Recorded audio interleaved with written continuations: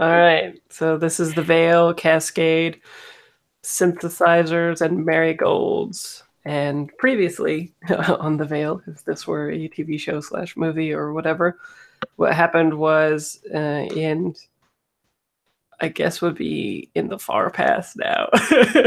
Well, not that far. 30 years and previously, a bunch of these um, people who are basically like Section 9 of Ghost in a Shell. So like um, this group that was poised to strike, except that they were aimed against corporations, took on a mission to protect somebody who was an onomastic and failed in the connotations, or kind of failed, kind of succeeded. But the connotations for in the future was that this corporation was taken down, but long term, of course, it has risen up again as a different corporation. And this the um, data was kind of organized to strike against the corporation, and that is what brought them down. The onomastic in this setting was a nanostorm that was comprised of like just data and futuristic technology that we didn't really ever get to see. And it struck against this corporation, brought them down, and embedded this code inside of it so that when this new corporation rose, there's this virus basically that has permeated all of it. But in order for this virus to be unlocked, or like there's this, it's kind of like an not an urban legend, but it is very much in the air as to what would happen should this thing be unlocked. And it was revealed last session that in order to unlock it, the people that were present in 30 years ago, the player characters, would need to be there to open it. And um, so they went on a little trek and they found a like cyber monk basically who with a cyber staff. One quick note, it isn't us per se, seeing as though Yeah. we all of us got new bodies basically. Yeah. So yeah, I guess it's worth recapping that part too. Yeah, we all So got killed in that cyberstorm, and they found our chips. yeah, the nanostorm took them all, like it killed them all. 30 years later, they were resurrected, put into new bodies, very much like altered carbon style. They were living their lives, and then all this crazy events started happening. They were hunted, and um, now in these new bodies of these, while still remaining these old people who did these things, they hunted down and found um, basically another sort of resistance leader who has pointed them towards the corporation across the sea in essentially like a futuristic New York. And this corporate building looks like a digital building in the Veil, and they have entered a digital space entirely to see it. Otherwise, where they were looking was the remains of this corporation that was brought down by the nanostorm ages ago. Um, so that's very broad strokes. Otherwise, I'd probably be talking for like 30 minutes about it. But it's a lot to digest, I'm sure. But essentially, we left at a point where they could be headed towards New York to unlock this digital key and maybe see what the onomastics left them within the corporation within the Veil, or not. But they have just discovered this information, and then we sort of like cliffhangered it and left, pulled out. So whether or not they're where they go from there is up to them, essentially. But um, from the old playbooks, it looks like we've got the apparatus in play, uh, the empath in play, and the Catalyst in play. And then the new playbooks, because once they moved over to Cascade, they essentially changed playbooks to new ones. So they retained the old moves and then moved to the new playbooks. And so then they have the aesthetic, the pneumologist, and the telepresence in play. And then you wanted to be the percipient? Sure. Okay. Sure. That sounds good. Did you get a chance to watch the previous one, by the way? I have not. Okay. I will I was watch like, it. was that all for naught? No. Please, thank you. I will watch it before our next session. Oh, you don't need to. Not a requirement. Yeah, definitely not a. You need to watch 3-hour session in order to play this game. I deliberately ended it in such a way that this could be a jumping on point, and who knows, these people may not want to go to New York to unlock a nebulous code, because Imani, the empath, has been pissed about this from day one. Just getting manipulated like a puppet for days. Yep. So yeah. How are you envisioning the percipient then? So yeah, what were you saying? The thing that jumped out to me was the mission section. And I really liked the idea of protecting a specific person or location. Okay. I don't know how that fits in, but that seemed to me to be really like that's why I chose the percipient. Was I like the idea of protecting somebody. So that's what I've latched onto. I've looked at, I've got some ideas about names and stuff like that, but I really like the artwork for the character in the playbook that you provided. So something that looks like that is fine by me. Okay. And to that end, I believe there's options in every playbook to select to make it look like the picture, because I'm just like that. But so the idea behind the percipient is that you have a mission. Somebody saw this near future coming, right? Where people would someday be able to be decanted into slacks, which are like sleeves from altered carbon, new bodies with vacant minds ready to be housed with new people, basically. And basically your organization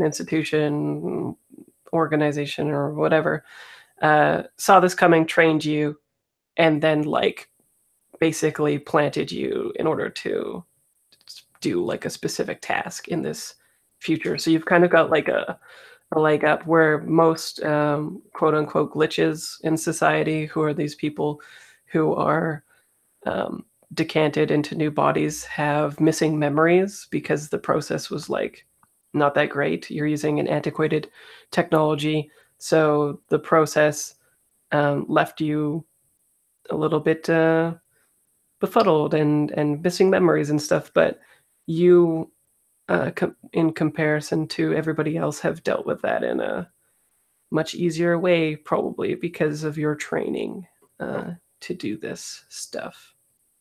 So for your mission, you chose to protect a specific person or location. Do you want to be aimed at the PCs or with them? Where are they at right now? We left off with them essentially gaining the knowledge that the next step on the path is to go to New York and to find the building of this corporation that no longer exists in reality, but exists in the veil as this golden building that houses the key to the virus that permeates the this corporation, Inspire. Physically, though, we're outside of whatever city we were in. We're on kind of some edge zone, and I think we got invited to go down some stairs in this area that has no veil coverage, basically. Yeah, but we can skip time or whatever. it's not a big deal. That was just sort of like the closing shot of the episode. So the next one would just be like, oh, y'all on a ship, or y'all doing this, whatever, right? So long as, like, I think the idea that I was hoping to go for is that so long as whatever I'm protecting is kind of what they're wanting to do, like, I'm not here to fight unless that's what if this is PvP, then I just I could do that. But I was hoping to be like this is the person you need to be with you in the next part of your mission or whatever. So right, that actually I already predicted that, so I have thoughts about it. So that should be fine. It doesn't need to be PvP. It can handle PvP, but I think everybody here is more interested in having interpersonal play instead of like gunplay. Because last session, I was feeling the heat for closing a story pretty quick, and it made for some pretty intense action and interspersed interplay. And I think we're cooling this one down a little bit. Not so hot and heavy. And I mean, this time you probably won't be died and then pulled into the future, so it should be good. Or so we hope. Yeah. So what can I be protecting that will help them move along? Or well, it could be neat if you were protecting the key, if they're going after the key. Maybe the Onomastics was the organization that like trained you, and you've been activated because the keys have essentially shown themselves. We learned last time that Inspire Corp is basically like hunting them.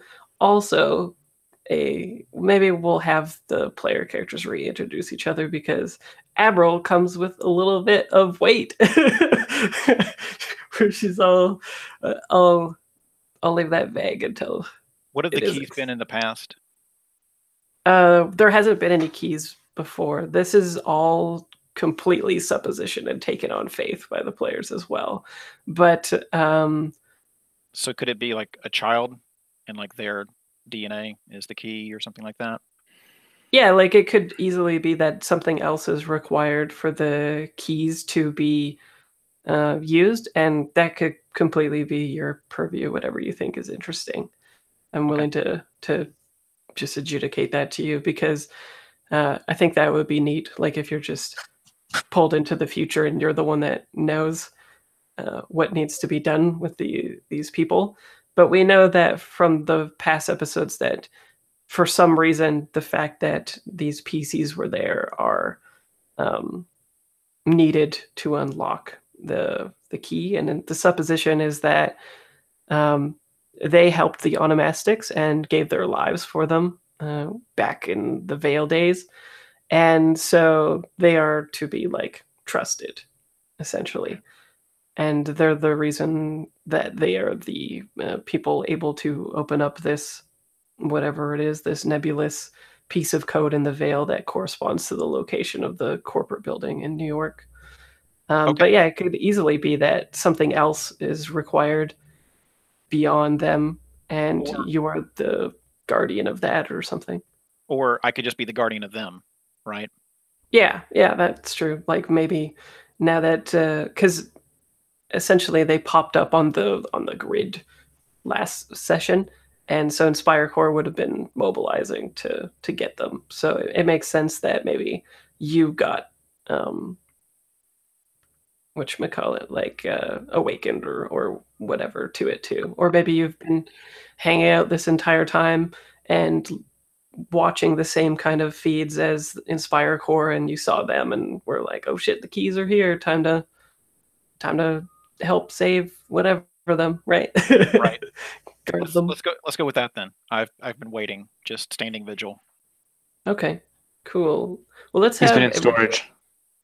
yeah, you've been. Well, I won't make the reference. I was gonna make a Snow Crash reference, but that movie or that book is trash. So, right there with you. Yeah. Alex, why don't you introduce Abril though? Because that comes, like I said, with some connotations. Alrighty, so Abril is the catabolist turned telepresence.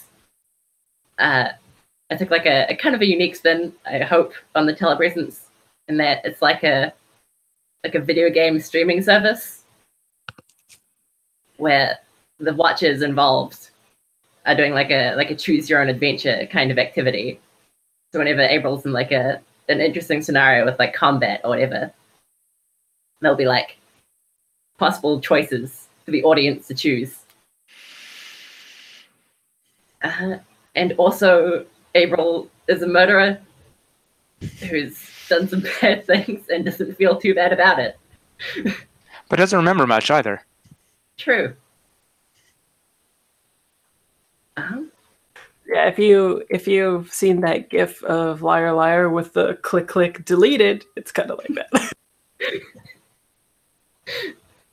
I think that's about the gist.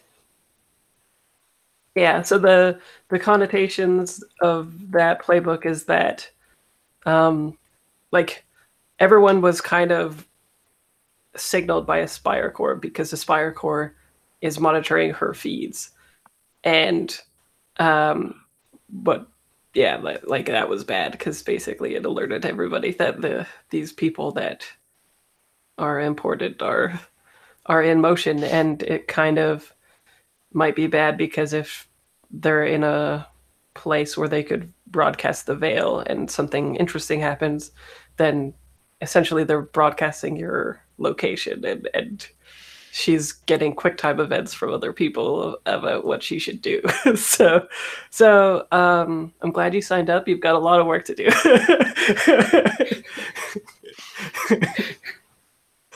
Hoping a lot from you, newbie. Yeah. And how about Q, Lauren? Yeah, I feel like Q's story is a very personal one that's not too embroiled in like the broader politics happening, since she started as the apparatus with just powerful emotions and has tried and failed over the course of a couple of sessions to sort of like grow and become like more human-y and stuff. And initially she found out her purpose in life was to end suffering, which she discovered through Imani, where she was put in a situation where someone was begging for death, and so she shot them in the head. And Imani was like, "Yep, that's good. You did a good job." So cut to Cascade, where she has since realized that you can still put an end to suffering without murdering people. And then took up knitting and is now trying to ingratiate herself to grassroots, who are like a sort of pro-environment, like sort of like the Greenpeace of the time, who are trying to sort of like put it to co-ops and stuff. So she's like trying to make the world a better place that way through knitting. And I think that's and she found out last episode that she died in the nanostorm, but it wasn't the nanostorm that killed her. It was Abril. If she ate Q's body, she might survive the nanostorm, and so they had a bit of a showdown about that. And Q was like, "Well, like, what do you feel about this?" And Abril said, "Well, I feel nothing." And then that made Q roll really mad, and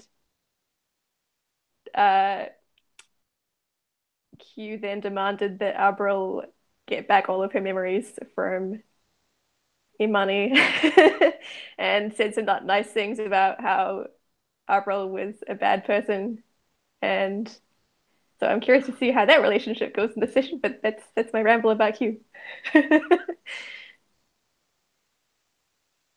And finally, Imani.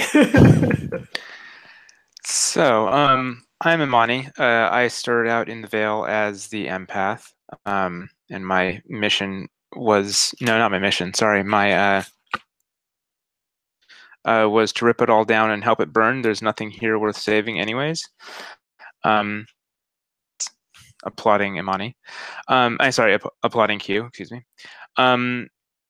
but then when we moved over to the to Cascade, I ended up becoming the nomologist, which means that I have the ability to like take and swap people's memories, and I have been doing so for lots of people, but specifically for Abril. Basically, she does her choose your own adventure, go killing people thing, and then she comes to me, and then I like wipe her memory of that, put her on a little. Probably end up like selling that to somebody else or something like that. So yeah, I'm kind of in a miffed place at the moment because Abril buddy into my establishment, which is a wine bar, which is also where I do the memory dealing, and they shot and killed someone who I was working on, and then we've been kind of being chased around because of that. So yeah, trying to think what else. Am I missing anything about Imani? Imani, yeah, I think Imani's like the one who has most been vocal about like this is bullshit. Oh yeah. At the tail end of the last episode, I got super philosophical, but also super like we're getting played and we just keep on getting played. Basically, people keep on using us and questions of agency and whatnot. And it feels like we're once again being put into a position where we can't like not do something. And I am particularly frustrated with that. Yeah, there's like So there's always some omnipresence that is getting them to do something, right? And so like in the first game they died for the onomastics, but then it wasn't enough, right? Like they were just living their lives and then got pulled into these other machinations. And now some cyber monk with a cyber staff is like, hey, you should go to New York. There's a glowing building that could be code. And Amani was like, the fuck, basically. And then yeah, and then you're basically cut up. So who is the percipient?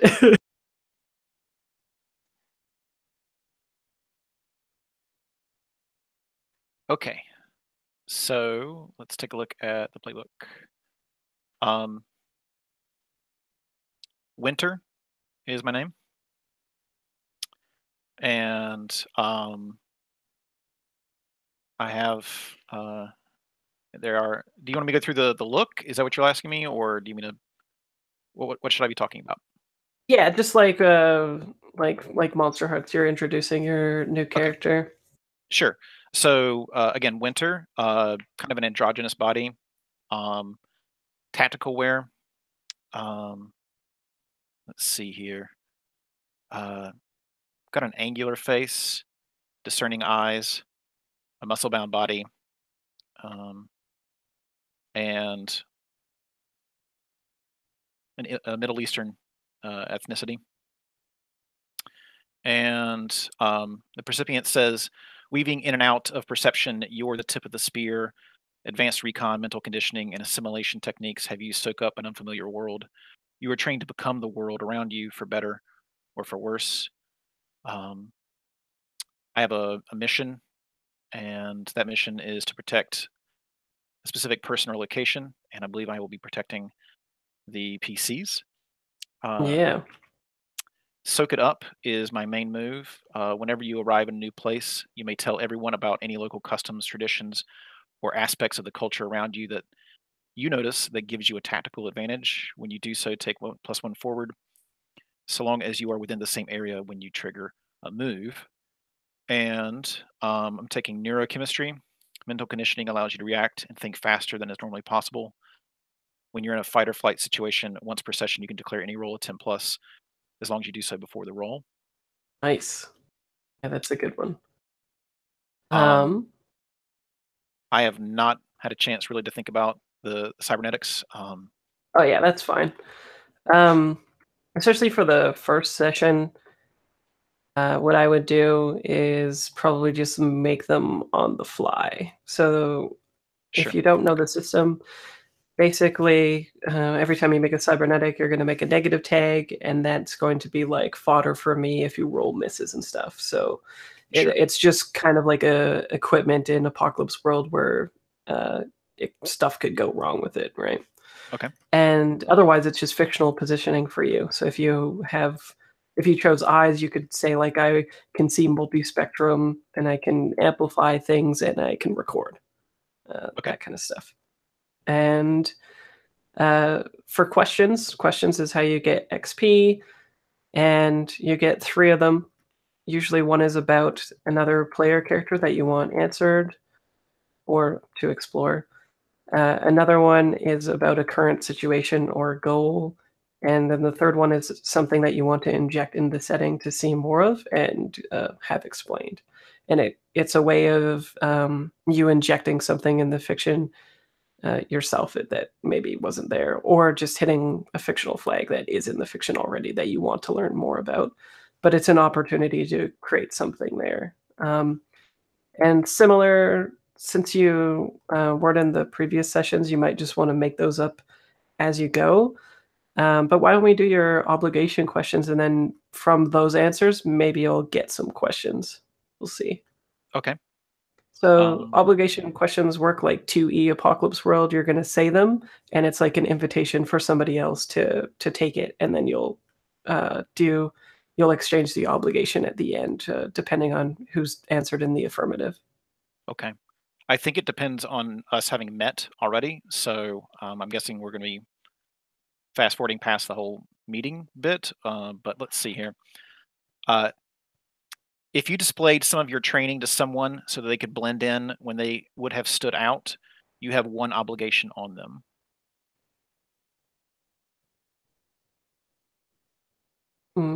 Yeah, it seems like most of these would be someone would have been hurt by you and intervened. Yeah. Okay, so I guess let's talk about that first then. So are people comfortable with just like maybe we could do like a vignette of you guys meeting or something, and then we could just fast forward in time so that these become pertinent? So I have one thought about this, in that maybe the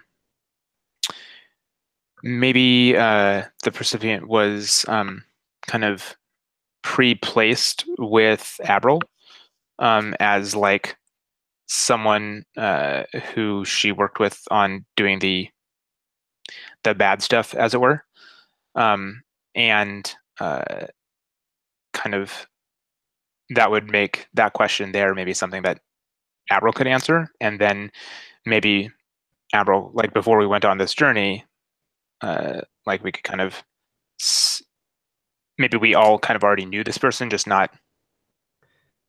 Yeah, that would be neat.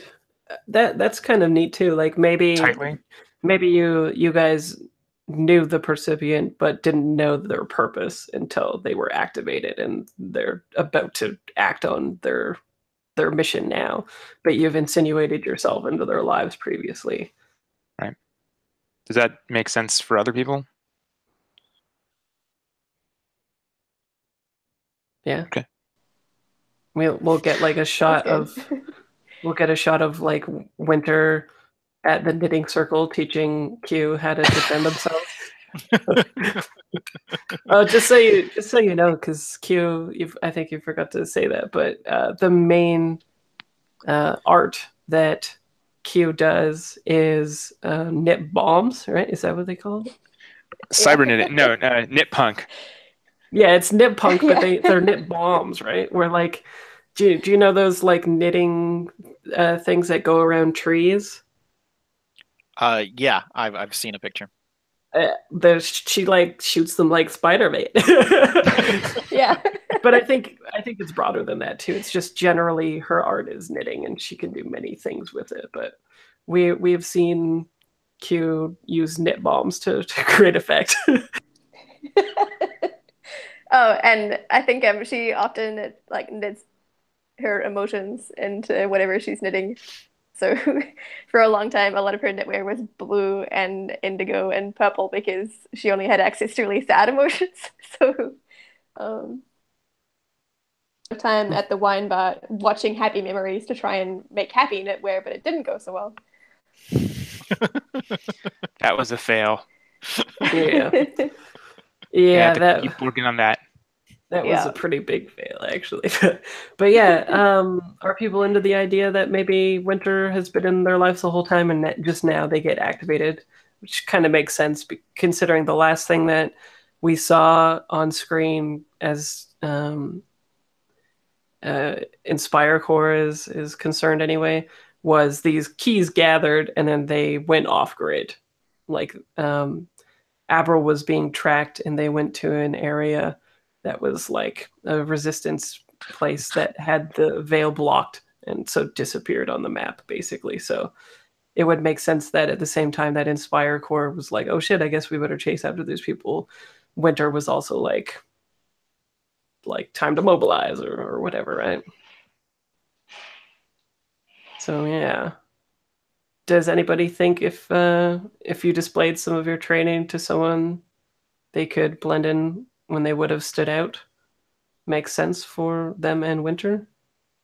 I think it makes sense for Q if Q's like trying to go down this path of being a rebel and stuff. Like, I feel like Q is not the most subtle of people sometimes. Yeah, well, they don't even have all their emotions still, right? No, exactly. And there was that one time I tried to punch someone. You're like, "Do you have a weapon?" And I was like, "Not really." So like, I could do with some training about how to be a badass. That's true. That was interesting. Okay, so you have one on them then, Mark. Okay, I've taken note of that. Second question: if information I needed, was withheld from me somehow, and I circumvented this by getting it from someone else, they have one obligation on you. So is there something I needed to know that one of you told me? That seems likely for me. Yeah. I'm kind of an information dealer of sorts. So yeah, so I will take one on Winter. So what was that, I wonder? Maybe it could because I was trying to move away from the onomastic stuff because we did have a character that was going to be an onomastic playbook, but they're no longer here, so I'm trying to distance the fiction from that. So maybe what they told you and what Imani found out was that the onomastics are like truly dead now, right? And maybe you weren't aware that the people who trained and mobilized you are gone. So you have like this tension now in your life, right? That you have this purpose, but you have no masters. Is that interesting to you? I like that. And maybe it wasn't that piece of knowledge per se, but where to get that knowledge, like where to find that out. And so one of the last things I've done was to go to and find that out myself. Yeah. Yeah, on the opening credits of this episode, we see like this strange character and you going to find out all these things, and then we see you integrated later. Yeah, I like that a lot. That's pretty cool. If only it was a real TV show. Okay, and my last question is, if someone would have been hurt and you intervened to take the harm yourself, you have one obligation on them. That makes sense for Abril, I would say. If you were doing the fighting stuff with her. Yeah, did Abril even know about? Well, actually, she would have to know because otherwise she wouldn't owe you. But yeah. I like how in our, I was gonna say I like how in our group, like Abril, the one who's killed the most people, is the one that was protected from Like expected values, right? You kill like 20 people, but then the 21st gets you.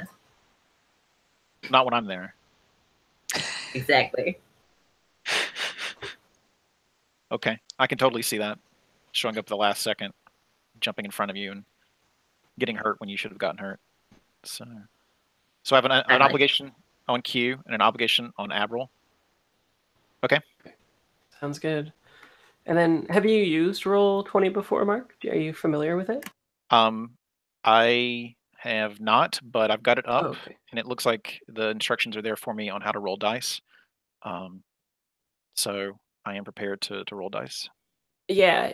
Oh, it looks like you didn't. If you click on Mark's character too, you can fill in all your stuff there, like your stats, and then you can hit roll dice, and it'll do all that for you. Oh, okay. So mechanically, though, I'm not seeing a Mark's character thing. I'm sorry. Oh, you didn't? It should be open. Yeah, it says all players should be able to view it. Are you on the tab for characters? I am probably not. Let's see here. I see a chat and a journal and a compendium. Click journal. And at the top there'll be a list of characters. Aha. Okay. And then second from the bottom is Mark's character. Okay. And then so then you can fill in all your stuff here and it'll just keep it for you. So mechanically, though, if you haven't played this, what is pertinent is you decide your own stats as well. So you assign them, and you have a 2, a 1, a 1, a 0, a 0, and a -1. And so you're assigning this to the different emotions that you see here. Because we're looking at the fiction under this context, don't think of it as like dungeon world, not even kind of Monster Hearts, kind of not. Like Monster Heart, there's still that implication that you're good and bad at doing something. Because these are just emotions, think of it as just like how well you handle each specific emotion, but also be aware that the fiction dictates what your emotion is. So like there's a little bit of a gameable aspect to it, because what I usually find is if people just use like I'm really good at being angry all the time or whatever, they expect to roll that all the time, but it has to make sense in the fiction. So a lot of times that's the stat that ends up least used, and scared is the one that ends up being used the most, and they've put the -1 in that one. So and there's a character handouts thing under there as well, and in there is the emotion wheel. So all of those 6 emotions kind of do other words that you can use.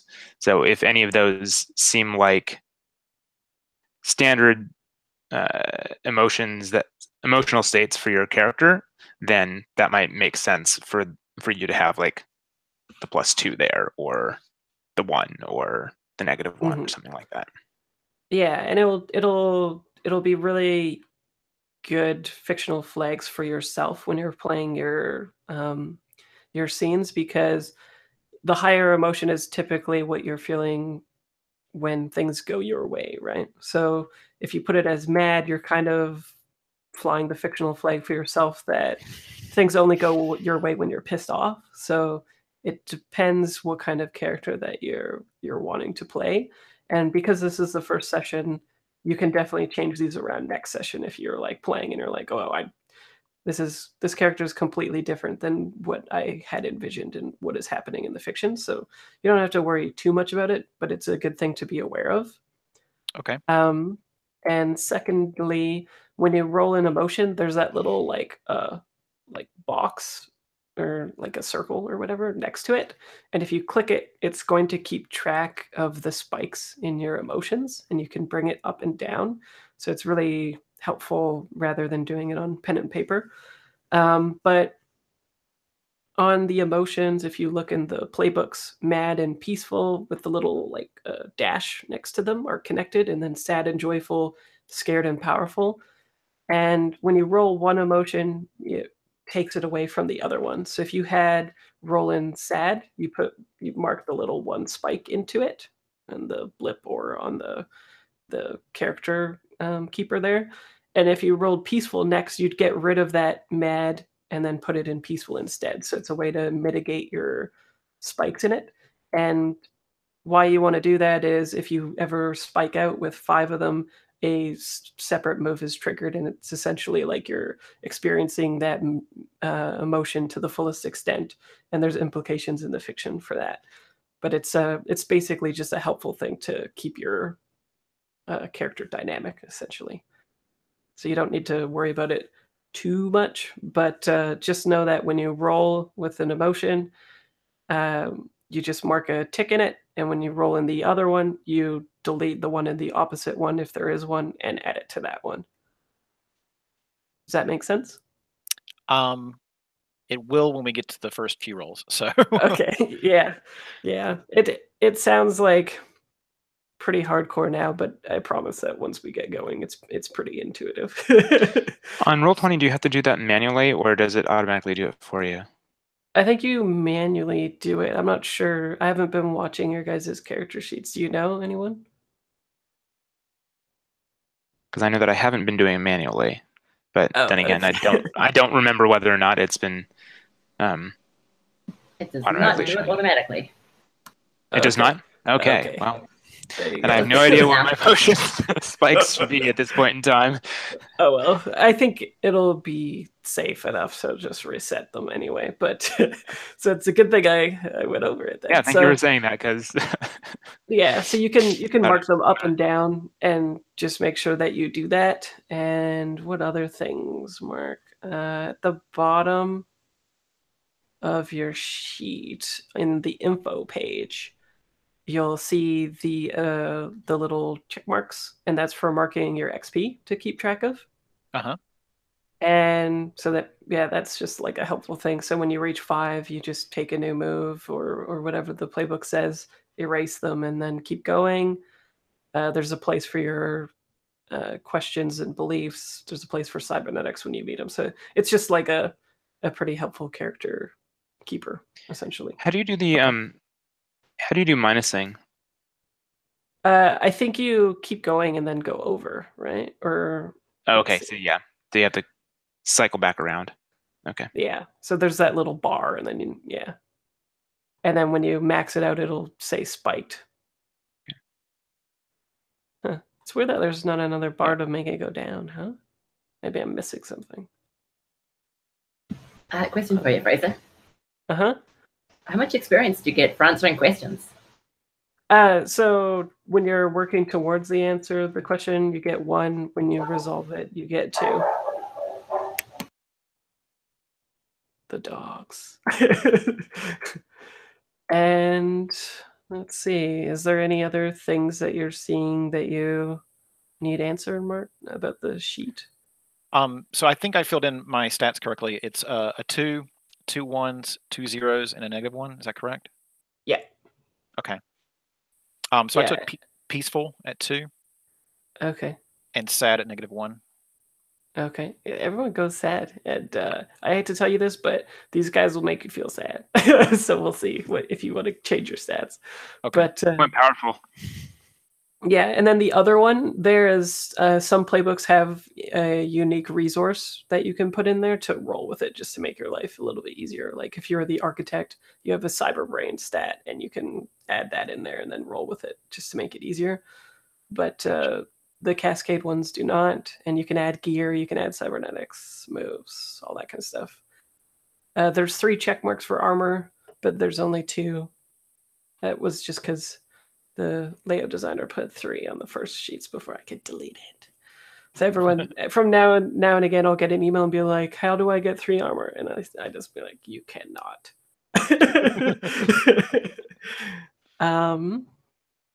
Yeah, cool.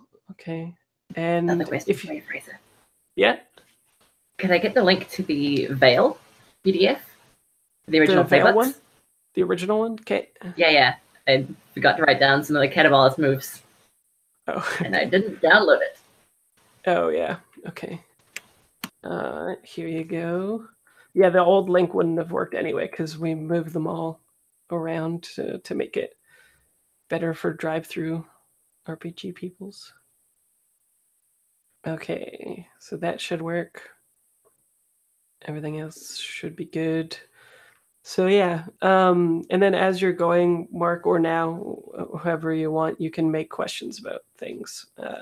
And when you fail a roll, just like in Dungeon World and in Monster Hearts now too, you get XP.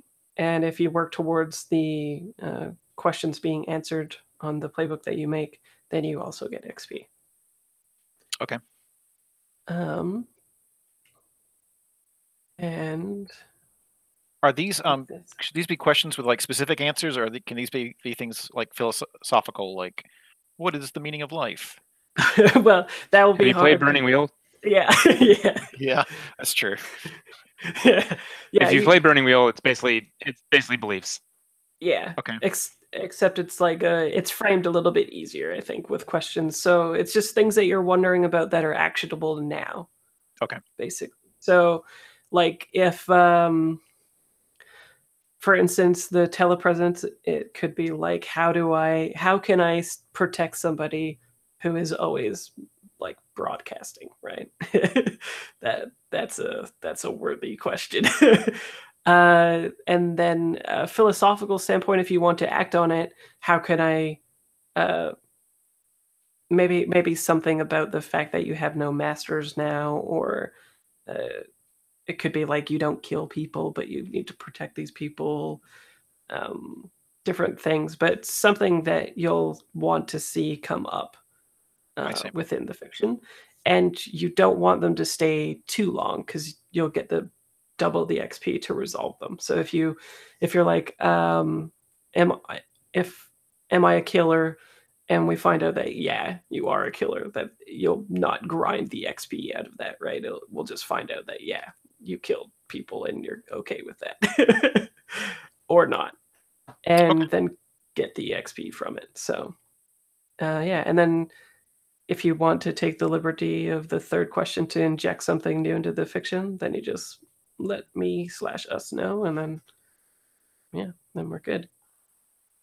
Okay. Like the example I do in the book, I believe, is somebody is decanted into a slack, and there is a faction who is against this being done, and so they inject in the fiction that there is like a religion or cult that is against doing this, and that there is like a mystery around it or whatever, right? And they're going to look for it. So what is the answer to that? And by doing that, they also created this cult or whatever that they want to investigate in the fiction. Yeah, beards. Yeah, exactly.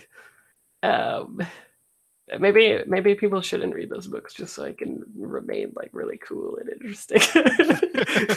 Not just be like, oh, you lifted this straight up, huh?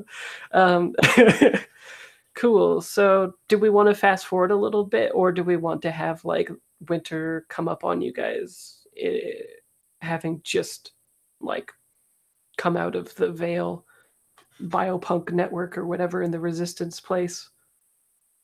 What's interesting for people? I don't remember. Did we go downstairs? You went through a alleyway into like a grotto, and there was a forest there, and it was kind of like a biopunk technology thing where they hooked you with like cables in the back of your neck, Ghosts in the Shell style, and you entered like an intranet instead of the internet Veil. So a closed off network in order for her to share information to you. And she was like, look, see that golden building? That's where you need to go. And then we were like, and scene. Right. So. And would it make any sense of if, let's see. I kind of wonder if it makes sense for Winter to be kind of hanging out, waiting for us to come out or something like that. Yeah, I imagine maybe you guys are in there for a little while, but Winter has been mobilized to track you guys as soon as Abril went off grid, probably, right? Right. And then, yeah, maybe you find them in this Resistance camp looking place, which is very, we hadn't seen a place like it in that everything else has been very like Blade Runner, Dead Things, and global warming, and the city that they are in is kind of like a Calcutta-ish place that was radicalized into the future. So there was there was sort of the same thing as LA 2049 with the water beating against the city that has arisen like these huge walls. There's snow falling. Cybernetics were ubiquitous and people didn't care about them too much. We saw like even as far back as 30 years ago, there was like derelict people that were homeless that were just left in the alleyways after the nanostorm had passed through, and they had been like picked clean, and their cybernetics were still attached to their body, showing that like nobody cares about this ubiquitous technology. It probably ranges in how good it is, but if even homeless people have cybernetics, it's like a whatever thing. And yeah, I think. What do you guys remember? Anything else about the setting that would be pertinent? Everyone Heelys everywhere. They're like music lines. Yeah. So okay. It sounds stupid, but it's actually very cool, Mark. What is it that's everywhere? I'm sorry. So there's like a public transport that is like a it floats on gravity well, essentially, and goes. And there are lines that it is attached to like where it goes, like a tram system. And people that are like subversive and kids and punks and stuff use these like special Heely shoes to grind off of those things and ride public transport for free, essentially. Okay. Yeah. Gotcha. Cool. Yeah. And so yeah, this was the first place that we saw in the city that wasn't like completely dead, essentially.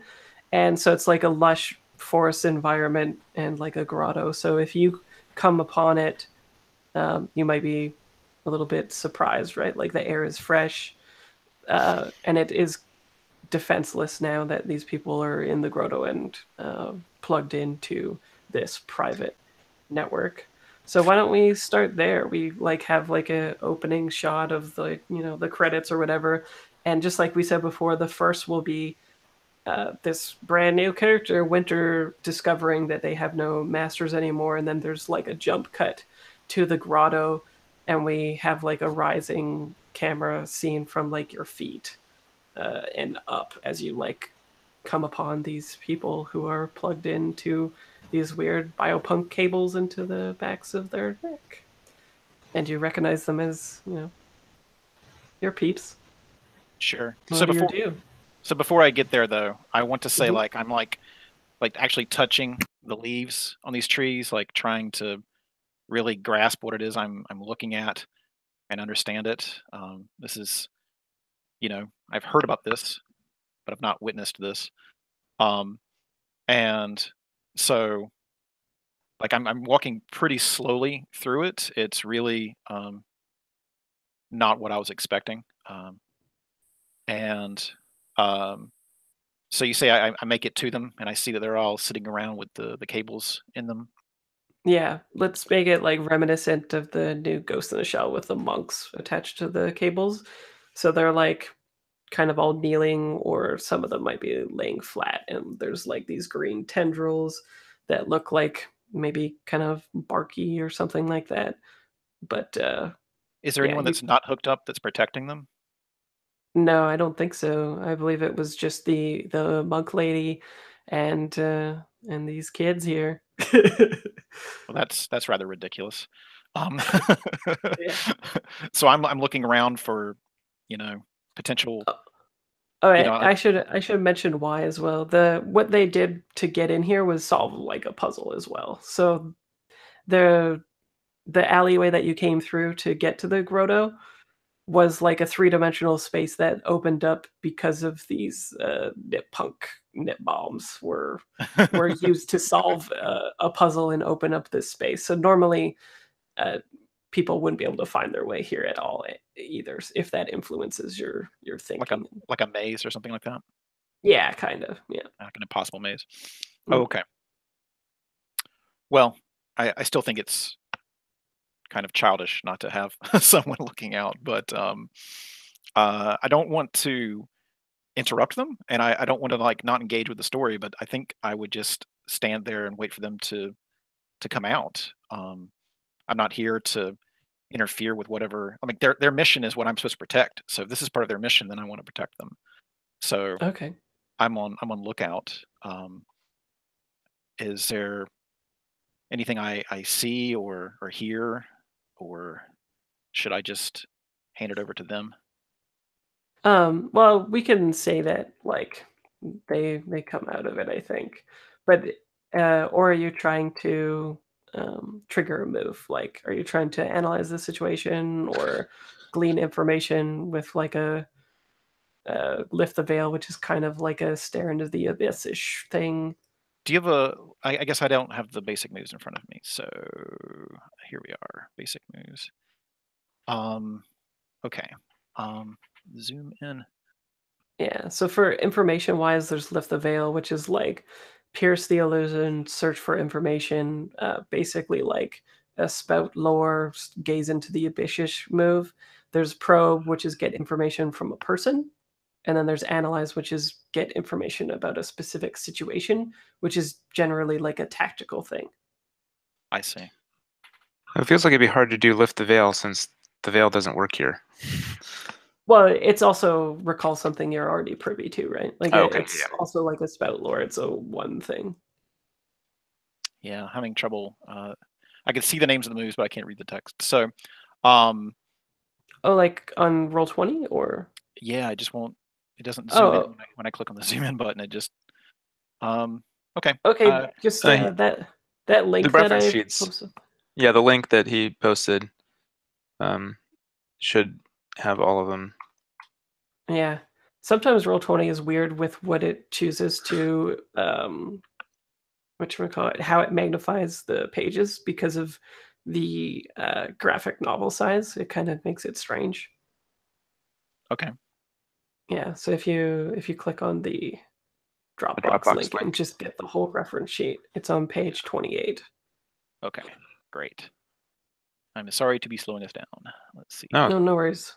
It's pretty important that you can see the basic moves. Yeah. Page 28, you said? Yeah. There we are. Okay.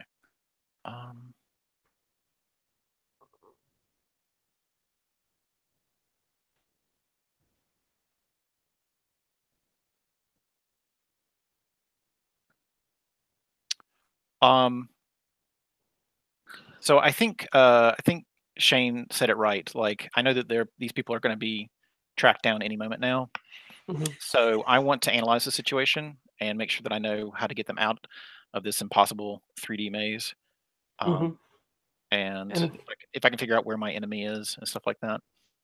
Okay, sounds good. So what you're going to do then is roll with the emotion that you're feeling right now, and hopefully you can see the feeling wheel at least properly. I don't know. For me, when I extend it, it looks like it's pretty good. But you had described yourself as being like a little bit irritated, which would fall under mad if you explode the wheel to look at the outer edges. It's one of them. I am not seeing a wheel. I'm seeing the list of dice, the list of them where I put my stats in. Oh, in handouts? Below basic moves and peripheral moves, there's the feeling wheel, and it's also the last page on the reference sheets. Okay. Oh, I see. Mm-hmm. Okay. So the core emotions are at the center there, and then as you move out, there's some more options for you. Yes. This is not like an ingrained thing. Like, it is very neurotypical wheel. It's just a tool to help you. So if you felt like irritated would go under somewhere else, then you could roll with whatever you want. It's just a helpful thing. I see. No, I think mad is definitely the base there. Cool. So then you would just hit roll dice, I believe. How do I select mad, or does it?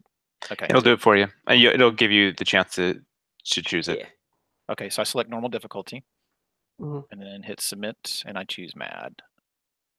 Submit. It says other modifiers? Nope, 0. And, Wah wah. Yeah. And don't forget to click the little button next to Mad so that yeah. it shows that you've used it. And also take XP. Right, because you you're failed. about to learn some shit. When I click on the circular button near Mad, nothing seems to happen. Oh, really? There should be like a little gray bar that increases. Oh, okay. I have clicked it way too many times then. Yeah. I thought that was a glitch.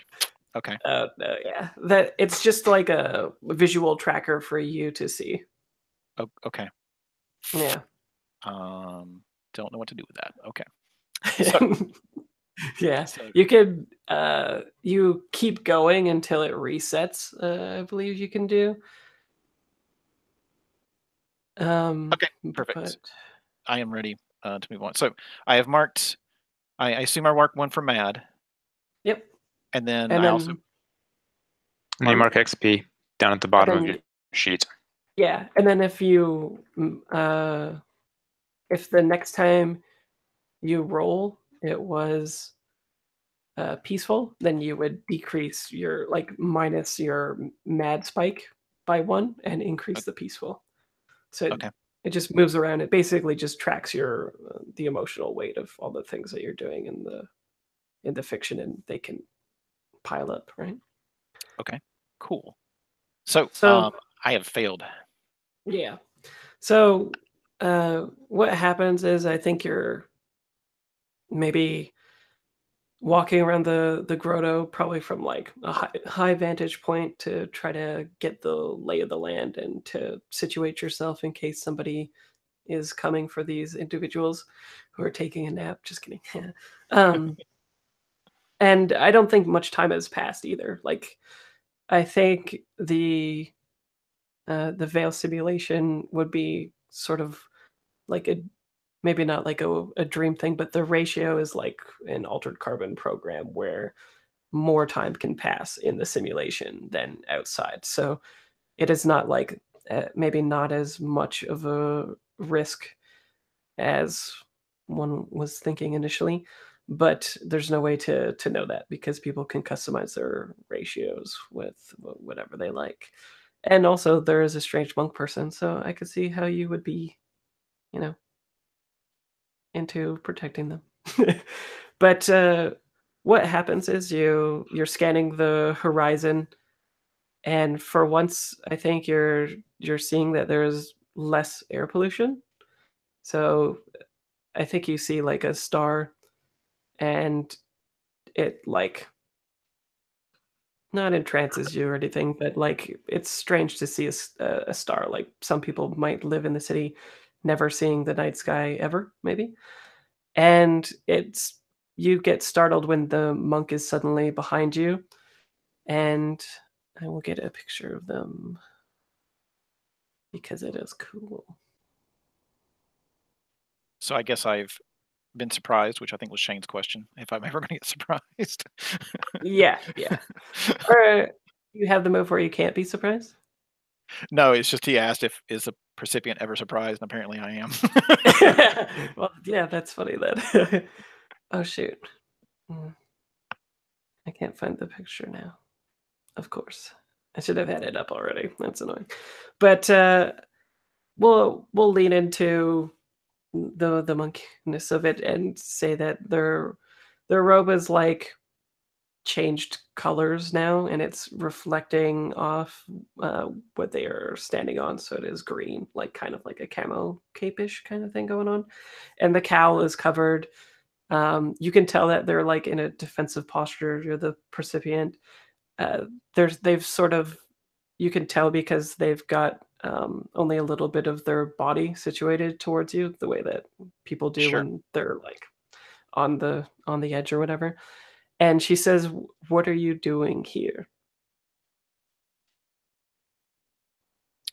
And it comes from the grotto around it, and not from this, like, the person standing in front of you, actually. Like wow. Okay. Yeah, like an amplification through this thing, as if the grotto had speakers in it, but you can see none. Okay.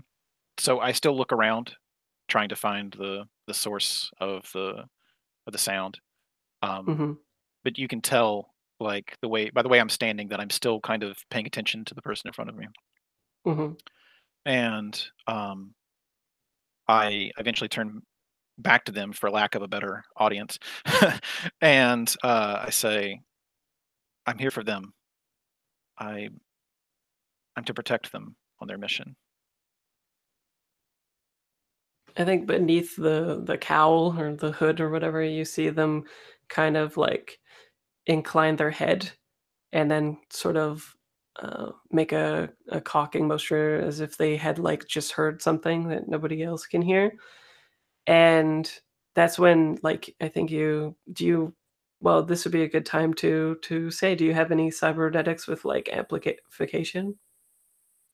Well, one thing that I was thinking about, and I don't know if it's something you've got in this world, but I was thinking maybe I left a small drone outside, something that would give me warning somehow, if something were like to disturb the area. So something small, maybe like sort of triangular, but like a box triangle kind of thing, and I would be connected to it through Okay. cybernetics. Maybe then the warning is that it goes like offline. There's like a static screen in your HUD at the top right corner. And that is exactly when I think everybody else wakes up. But I also noticed that we didn't take a bathroom break yet, so why don't we do that? So it's a good little moment to cliffhanger. So it's 6:41 for me. So maybe let's take 5 and go 7:47, wherever you might be. Sound good? Okay. Okay. See you soon. See you soon.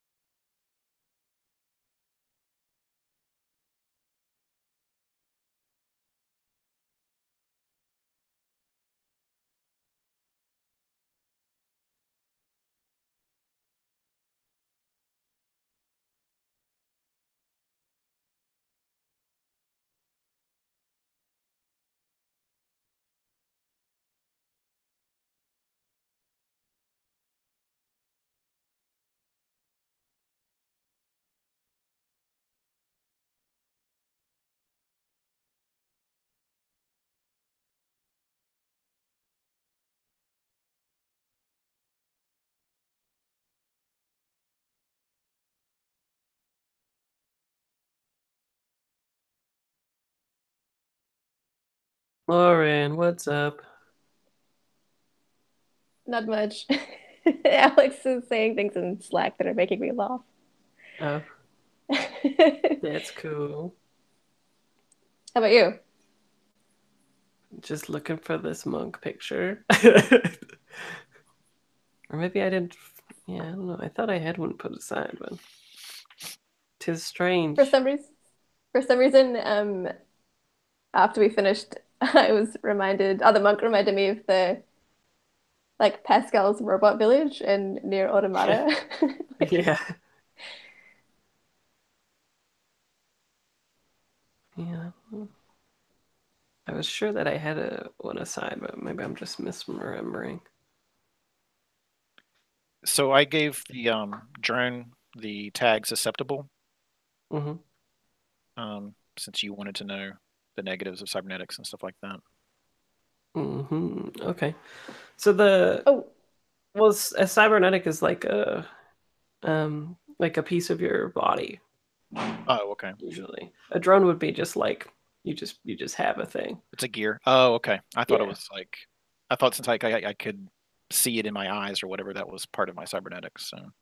Yeah, usually you'd have cybernetics in order to like be interfaced with a droid, or a drone, maybe. Do you want to create an interface for that then? Sure. Yeah. Just it could be. Yeah. I just want to do it by the rules. I want to get it right. Yeah. Yeah. I would say make a interface for that then, and then that would be fine. Yeah. And then you can just have it whatever tag you like for it, maybe like linked, or what would be a good tag? Remote, probably. Yeah, remote was what I was going for.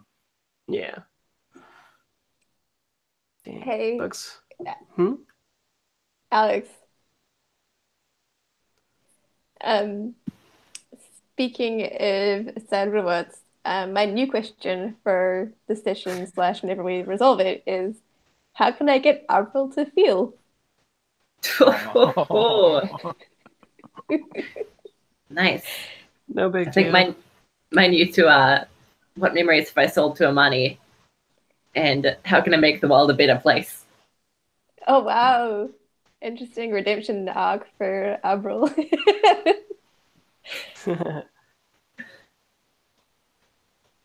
Yeah, no, I feel like I'm gonna do some not nice things with Imani to be like, hey, buddy, you should try and get Abril to feel things. You should like use your empath powers in a not good way. Nice. Yeah, that's a little bit of a jerkish move there. Yeah, it was. She's trying to unlock jerky. Yeah. I know you want to try to feel, so let me just force you. Yeah. Are you trying to feel sad, Imani? Where's Imani? Yeah, I can make that happen. I'm sure she's got some memories right in her pocket that'll make you feel really horrible.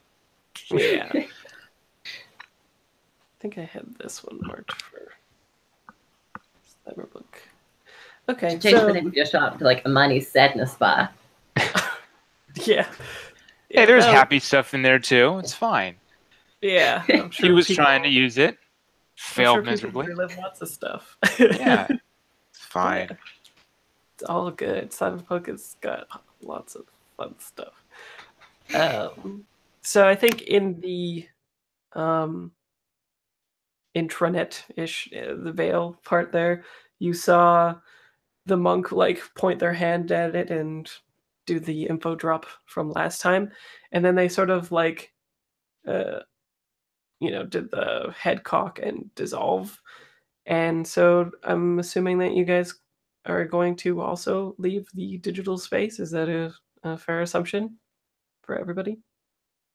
Imani, Q, and Abril? Yeah. Cool. So when you guys open your eyes, you see the monk gone, and you saw Winter move well, maybe not move, but like turn their head towards the drone, and where the monk was standing, they are no longer there, as if like, chances are they detected the same intrusion or threat or whatever and extricated themselves, and are no longer there, which is kind of a bitch move to you guys. So what do you guys do? What is this guy doing here? It's a fair question, I think. What are you doing here? Are you with them? Are you with Inspire Corp? No, I'm here to protect you from them. You're here to protect us from them? That is my mission, yes.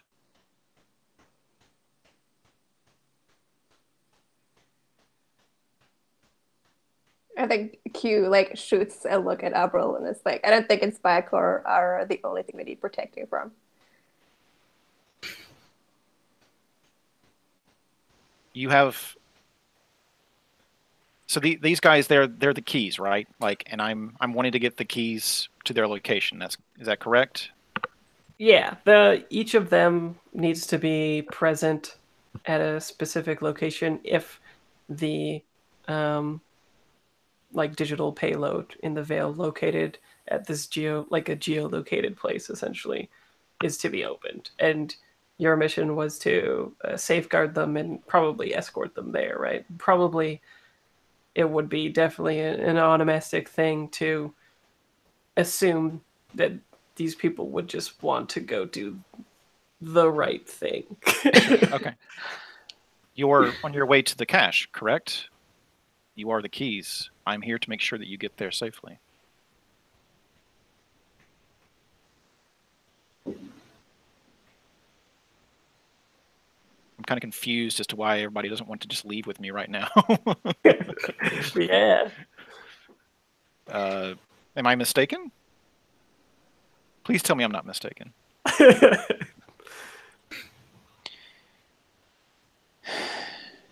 Why is it that everybody knows this? Why is it that like just more and more people pile on to telling us what the fuck to do? Well, this this person at least too, though, right? Oh yeah, no, I know, and that's like, and they just show up and they're here to say, "You're gonna go do this." Do we have any agency here? Do we get to like decide to do this or not? Well, while you're deciding, I think you may be in danger. Would you like to get to a safe place to think about this? What makes you think that we're in danger? And how did you find us? Well, as soon as you went off Vale, it was pretty obvious that you were, well, seeking. I guess I'm a little confused. Why did you guys went off Vale to get information from this monk? Is that right? Yeah, yeah. To like find the like resistance basically, Right. And so yeah. As soon as you went off Vale, it was obvious who you were going to be looking for. The signs were clear to me, and if they're clear to me, they're clear to Inspire. So, I found you by, watching you up until your feed went off, and then finding the knit opening to this place. Fairly simple. I think anybody else could have followed. You've basically left the breadcrumb trail. Does anyone have amplified hearing? I do. It probably sounds like the those same drop ships that were coming when you all died. Oh, great. That's lovely. And no nanostorm to keep them away. Well, I can at least partially confirm that we have friends coming. Old friends. I do not think they're friends. and I think it's time for us to leave. That was sarcasm. Yeah. All right. Do you happen to have a a vehicle or something like that waiting for us? Or are we on our feet again? Can I have a vehicle? Oh yeah, I think so. Sure. I've got a floating car. You wouldn't be much of a hero, I think, if you're just like, well, I'm here, but I'm not very helpful. I've got one of those. I've got one of those nice floating cars from Blade Runner, waiting outside. Spinners. Yeah. Absolutely. Follow me. Cool. Can I turn? Okay. Aren't they going to be able to follow us in this? What? Aren't they going to be able to follow us in this? Well, you know, I think some rolls will happen there. Let's see. I don't want this to take too long just because I want to get to some interpersonal stuff again. But it does make sense that people would be following you. So why don't we just abstract it with the risk is just getting out there before they can get to you.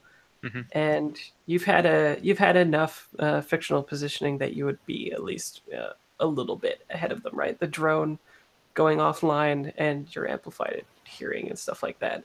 Sure. So who, if the percipient is the one navigating you people out of that, maybe the role would be theirs with somebody else helping, unless somebody has a specific move that would be geared towards this.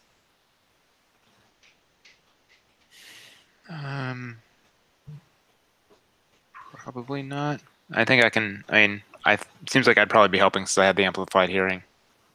Yeah, that makes sense. Okay, Does that sound good to everybody? Yeah. So we'll get like a shot of you guys hurrying to the spinner lifting off into the air with like the puff of, smoke for apparently no reason other than coolness factor below it. And then let's abstract your getaway here, Mark, if you want to roll risk, and the risk is that you do not get away free and clear, and we'll deal with that if it comes. How do you feel about all this? You've just been told that, like, these people are not clued into to your mission or whatever, right? Like, are you still pissed or? No, I honestly think I'm kind of joyful right now. I'm just they're ready to go. They seem to be willing to go. So does that work? Or yeah, for sure. Okay. So on camera when you're piloting this thing or whatever, is there like a little grin on your face? Yeah, absolutely. There's a grin on my face as soon as they say follow me, like, the opposite of the Terminator asking someone to follow them. Right. So I click on joyful. I'm not sure. Is that counter to mad or no. The counter to joyful is sad. Sad. Okay. Well, that makes a lot of sense. Okay, and I'm going to roll normal and joyful, and so do I automatically get a +1 from the help? It should. The +1 will roll after if you need it. Yeah. If we need it. Okay. Yeah. Got an 8. Sweet. Okay, so +1 won't help too much. So when we look at that move, 9, there'll be cost complication choice. So, I think the obvious choice really is that you're getting ready to leave, and your droid is, not with you, and I think you had said it was like further off to detect it, but you're not sure what is going on with it. So the cost or complication is that are you going to attempt to get your droid first, or are you just going to leave? I think I'll have to get another one later. Yeah, BB-8 can just fuck off. Yeah, see ya, BB-8. Okay, cool. So just to make it a fun little scene, why don't you tell me how, like, you almost don't make it, but do. So what are these big vehicles like? I'm picturing them like huge, well, not huge, but like futuristic black helicopters that like fly through the air on like these gravimetric pads or whatever, right? Like just like spinners. Okay. And it would be like these drop ships essentially that can hold like a few men teams that are, kind of fast, but maybe not as fast as your spinner, right? Sure. And so there are way too many buildings for these helicopters to like chase us directly. So they get low to the ground and they drop out these men, these teams, and they're fully enhanced with cybernetics, so they're capable of running really fast. And so we're driving really fast through the city, ducking between buildings, going sideways as necessary, and these individuals are going parkour along the sides of buildings to try to keep up with us. And they're like they're taking shots at us as we're going, and it's bouncing off of the car. I do get a little nervous because it does crack like one windshield or whatever, and I wasn't expecting them to be that good of a shot. And so I eventually lead them to. You said the water was has rose up so much they've got walls and stuff like that. Yeah. So I eventually take the vehicle walls, and they're running up, but it's just too high for them to parkour their way up, and we're suddenly over the water, and the wall separates us. But we've got like dents. We've got the car has not left unscathed. Yeah, cool. Okay, so is the plan to like cross an ocean in a spinner? Like, do you just start going across? You just start going across the water or whatever. Are you just navigating to another city safe zone, or just like there's no care in exactly where you're going. You're just trying to get away. Is there like a cargo ship dock that we could be heading towards? Sure. Yeah, that sounds reasonable. So like, yeah, and I think it would make sense that you would have like arranged something beforehand, right? Like maybe commission some kind of steampunk boat thing or whatever. That would be neat. Or what do you think? What kind of thing have you paid for already? I think it's like a mega cargo ship, where it's always on the water and people live on it, like it's a floating city. And as we, pull up next to it, like these magnetic cranes just kind of latch on and put us into our berth, which is also like an apartment of sorts. So like it puts a lid back on top of us, and we have a roof, and we're now as much cargo as anybody else is. Cool. Well, how about on the way there? It seems like it would be ripe with RP opportunity, like the typical. Oh yay, we just got out of danger and we're making our way to the docks. Do people want to RP that, or do you just want to skip to this floating city action? Is Amani still like? Well, I mean, if like if he lands and the crane just like picks us up and puts us on the boat, I don't really have much choice in the matter. So that might. I mean, on the way going there, maybe like this probably takes some time, right? Oh, I see what you're saying. Yeah.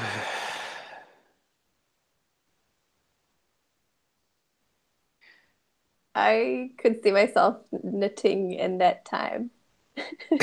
in the car. Yeah. Do you have joyful? Yeah. PS? No, that's the one state I don't have yet. Did you get happy? I guess that's can't joyful. feel Yeah, happy. Yeah. Yeah. And when I unlock it, it's going to be my +2. So I'm subverting my own tropes of sad robots. Yeah, well, I'm just saying that, whatchamacallit, like you, maybe as all this, I could totally picture like as all this stuff is happening, right? It's very much within the percipience element. So maybe the joyful just carries throughout the entire scene, right? And you see like all this danger unfurling, but you see Winter like clearly enjoying themselves, like doing all these spinner acrobatic things and cool moves and taking out these people and stuff like that. So I don't know, could be an opportunity. Yeah, too.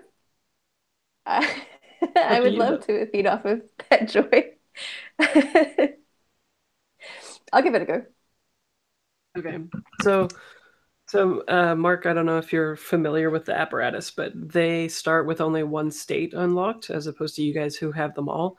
And so their playbook is like learning about emotions as they go along, but they have to witness them first in order to, elicit it within themselves and then unlock it. Okay. And yeah. I guess for Q, it's seeing someone in their element, evocative of like their previous job before they became like a hipster hippie knitter.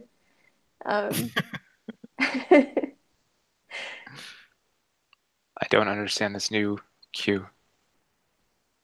I don't understand new Q either. New Q confuses the fuck out of me.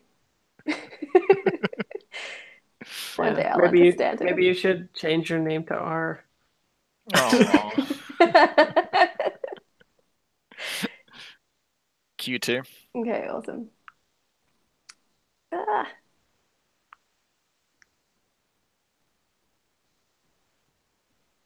How am I feeling? I guess I'm feeling kind of powerful, like a bit optimistic that we've got someone along to help us out. Like, I don't know where we're going. I don't know what we're doing. Imani's still pissed off. I don't know what my role is in any of it. I'm kind of just going along for the ride because I'm not used to having agency. That's true.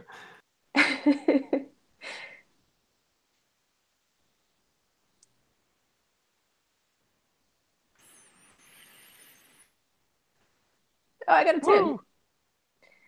That's not the worst. Cool. So you get to bank some of your commodity as well. Nice. Woohoo! Yes. You got the humanity. So yeah, describe all this. Give me the fiction. Oh my gosh, I wasn't prepared for this. I've got it. So like, as we're driving, can I say that Q's in like I guess like the passenger seat, maybe behind our recipient. But if I could make a suggestion, it could be neat that you were sitting in the same seat that you did in the Veil, except instead of Imani driving, it's this guy. Yeah, that'd make more sense. Oh, nice.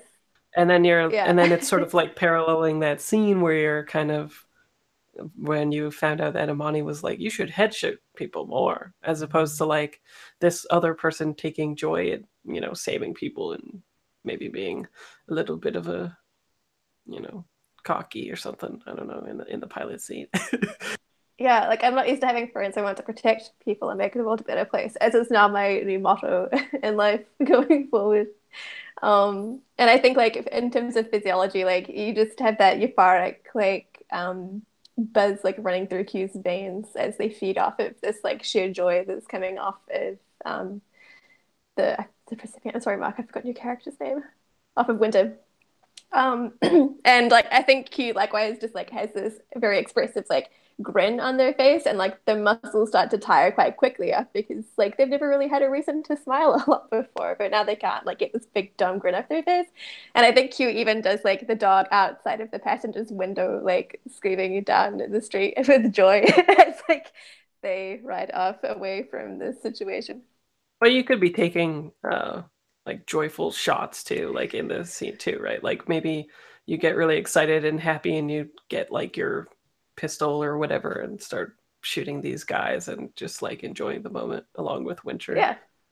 So Totally. that kind of begs the question: what is Amani thinking when this is clearly unfolding in front of them, and the dynamic is so much different than before?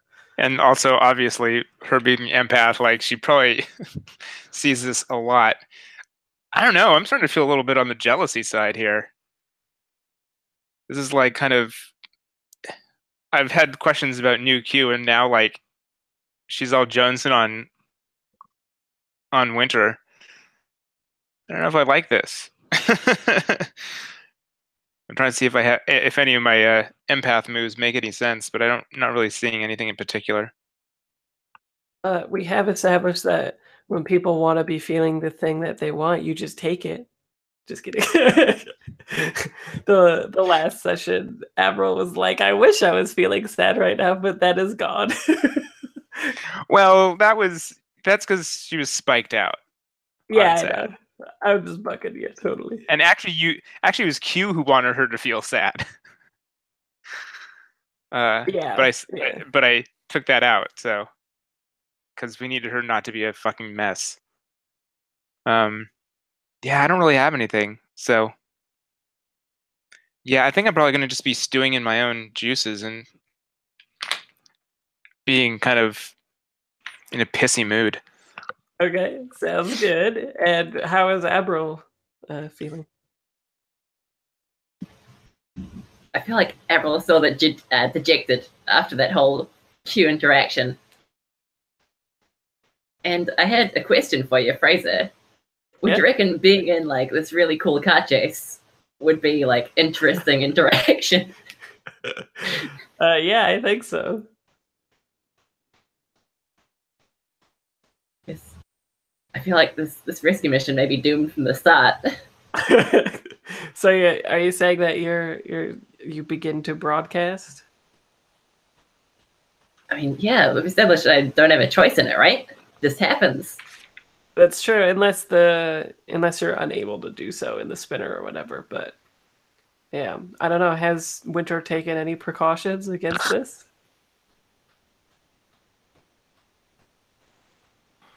Well, not in the car, but I'm imagining that the ship itself might just be too much steel to allow for. I mean, is that a thing where you can just be under too much? Yeah, like I think like especially if you're taking a ship that is specifically like transporting people under the radar, I'm sure they'd have something to be like, no, you don't get the internet, right? Right. So that seems reasonable. Okay. Yeah. No, I don't have anything in my car. Nothing that powerful. But I think the ship's just steel bound and isolated. Okay, so I guess Abril, let's roll it. How are you feeling? Aren't you doing Curiosity of Millions? Is that what's happening? Oh, I thought that was like a thing that happened when I actually had a story. I just figured this would be like a purely narrative thing where like... Oh, this is just a narrative thing. Okay, I misunderstood that. Okay, so... Well, okay, so the firefight would be an interesting thing to watch, wouldn't it? Or am I misunderstanding? Yeah. Well, usually they want to be involved. So usually it would be Abril doing the firefighting. I see. Yeah, so is the... Instead of Curiosity of Millions, I guess, when this thing happens to you, because we haven't really fleshed it out before, would it be like just a risk? And the risk is like you do what they want or something like that, or what? What do you think? Do you think? Yeah, I like that. I don't feel comfortable making it not codified so that like, you know, I don't want to just be like, well, the people want you to shoot someone in the head, and you're like, well, I guess that happens, right? Yeah. There should be some kind of codification for a rule in there where you're like, can I not do this? That, you know, so. In a way, it's kind of like the attached hunger, maybe, where I could just like use for the attached. I have hunger where I just can offer you an XP in order to do something. But I think I'd rather it just be like a risk roll where we find out if you have like the willpower or whatever to say like no to these people, right? So yeah, roll me a risk, and the I think the risk is clearly that they want you to start participating in the firefight, right? Like you're trying to make a getaway, but you have like a quick time event that is like, no, participate. Open up your car door and start shooting these people chasing you. That's exactly what I was thinking. Yeah. And how do you feel? Climb out on top. Yeah. This is going to be rejected, so I might roll a scared. Okay. That seems to make sense.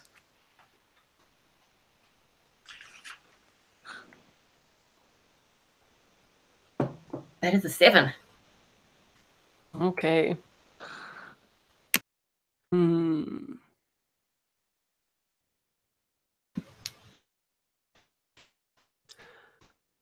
I think you can resist them, but I think the implication with a 7 and 9 is that you do broadcast, right? And that they do know where you are and you're back on the grid again and stuff. So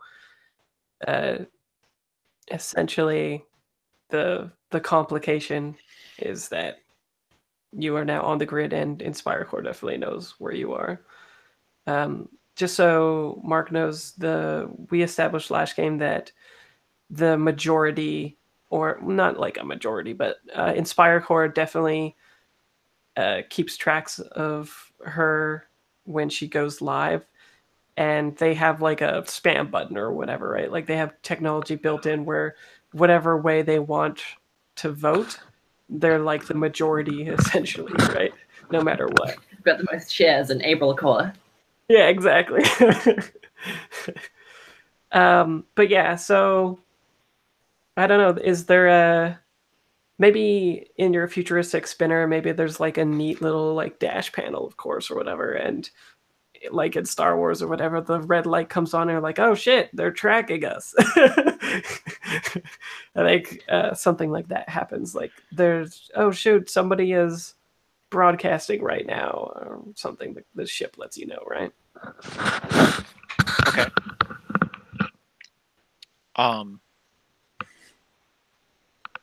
So I guess as soon as I see that, have you gotten out of the vehicle? Is that what you're doing? Like you got the door open and you're firing on people, or what are you doing, Abril?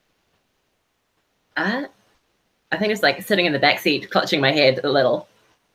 Yeah, because they were able to resist, but they are broadcasting. Shit, Abril, shut that shit down. Somebody You think I can? Why weren't you prepared for this? So do I have any idea of how this works at all, or is it? I think so. Like you've been preparing for this. Like, well, maybe I don't know. Is it more interesting to you that you know everybody in the keys or whatever, or was it also like a revelation to you last session when we found out that Abril is being essentially piloted by like that evil corporation? Like, is this brand new information to you as well? I think I knew them before, and I've been given something that lets me understand who they are now. And I think that's one of the reasons I was searching out the masters, was to get more information on them, to understand the mission better. And I found nothing. Like they left me nothing, and I'm on my own with that. So, I guess I'm just going to be like, surprised, and yeah, I think we all knew each other from before, and I've just been waiting around ever since then to take you to where you're going, whether you want to or not, apparently. And so but no, I think their permutations as they are now are completely new to me, and so I'm discovering them again for the first time. So I think I'm pretty scared at this point. Like, if we don't do something about this broadcasting, then they're they're going to be able to track us down and tear apart the ship if that's what they want to do. So I guess I would like to try to activate something that might block the broadcast. Sure. That I've set up in the car. Maybe there's a lift the veil moment where people can try to tell me like some weird little like thing that blocks the veil, like a holistic cure or something, or like a yeah, I don't know. Just if you have an idea to get Abril to block it or something like that, like well, for off the top of my head, from reading Cyberpunk, I could list a few things, which would be you could bombard her with like an ad attack, which would like basically shunt the filter, or not the filter, but like her bandwidth would be clogged, right? Like a DDoS or something. Yeah, essentially, like you just like send her a billion ads or emails or whatever, right? But I also like the idea of it being rooted in like lift the veil explicitly is kind of like a mental effort thing, whereas like all these denizens in the future don't try to lift the veil and use their own willpower to use the neurochip in the way that they want. So yeah, it could even be like the Man of Steel Superman talk, right? Where it's like, listen to my voice, pretend it's an island, and then have Abril like exert some mental control.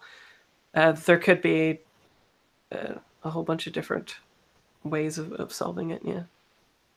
I know Shane has... yeah, that could be interesting too. Shane has an idea where he could use one of his random memory clips so that like they become inert and start playing this clip instead of active on the net or something like that too. Whatever ideas people have.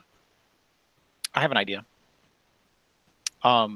It's kind of I guess it's a pill, it's a drug, and they call it Zen.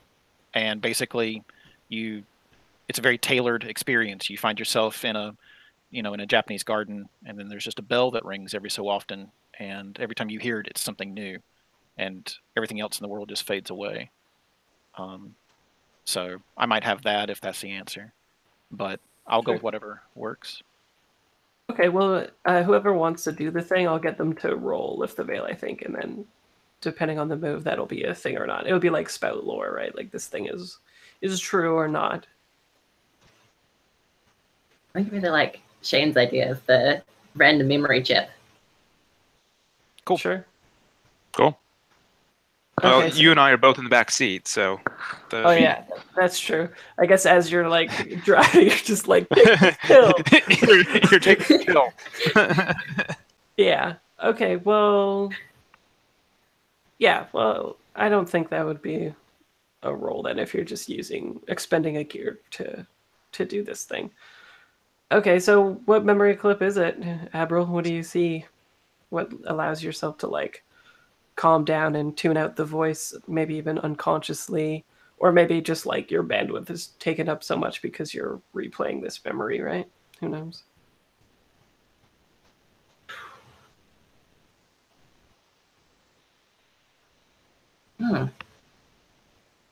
What would make Abril? Well, I guess it could go either way, but it could be like a peaceful thing, or it could be, like the Zen peaceful thing that Mark had, or it could be like an upsetting thing, which is why you shut off your connection to the veil unconsciously or whatever. And I think it could be cool for it to be like, I think it would be like the first memory of meeting the old crew. to like Arthur and Amani and Q, and like finding their base in the apartment complex and being like, this is home. Oh, so like you guys setting up the place that was later like essentially destroyed. Yeah, yeah. Nice. Like making a place for myself with friends. Very nice. I like that. Okay, so we'll just have. Well, what does Abril look like when they're imbibing a memory clip? Are their eyes just like rolled back, or is it like a dream? Is there any outward things that like the audience would see as like, oh yes, she is taking a hit of memory clip?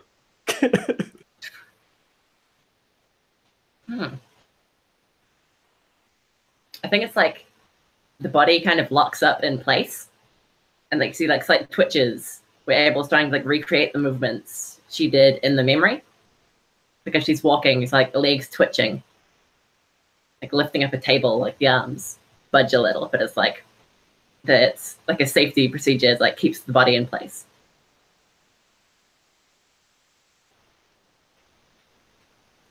Cool. I think Shannon, isn't That's an there a interesting move question. that you have that you Yeah, can share? I don't remember if I have to. Well, no. I mean, so the special is my own, and then Magic Man is when I'm pulling a clip. I don't think. Technicolor? Did I? I don't think I took Technicolor. Okay. Cool. Okay. Well, Yeah. let's fast forward the fiction a little bit to this. So I'm imagining it kind of like a flotilla of some sorts, where people use it to like. Is it like you've booked passage on this ship or city-ish thing, or is this like the place in which you would land to get to the thing that you need to get to? I imagine that basically it's like apartments in a city. Like you rent a berth, and you stay on as long as you want to, but the thing's going to sail around the world over and over and over until it sinks. And it's the size of like I mean, it's just huge. Like you could have multiple landing strips on it and stuff like that. Oh. So it's a giant floating city. Okay, cool. So it stands to reason then too that it would be like um a sovereign state or something, like separate from the city or Sure. something too, right? Sure, have its own defense and everything like that. Cool. Okay. And you've like prepaid passage or whatever? Right, exactly. Cool. Okay. So you do we get the shot of like you landing your like busted ass spinner and throwing it to some like young kid who's like a valet for cars or something, and then your ship sort of like tilts a little bit comically because it's been so messed up? Or... Yeah, like I tell the dock worker, I'm like, don't scratch it.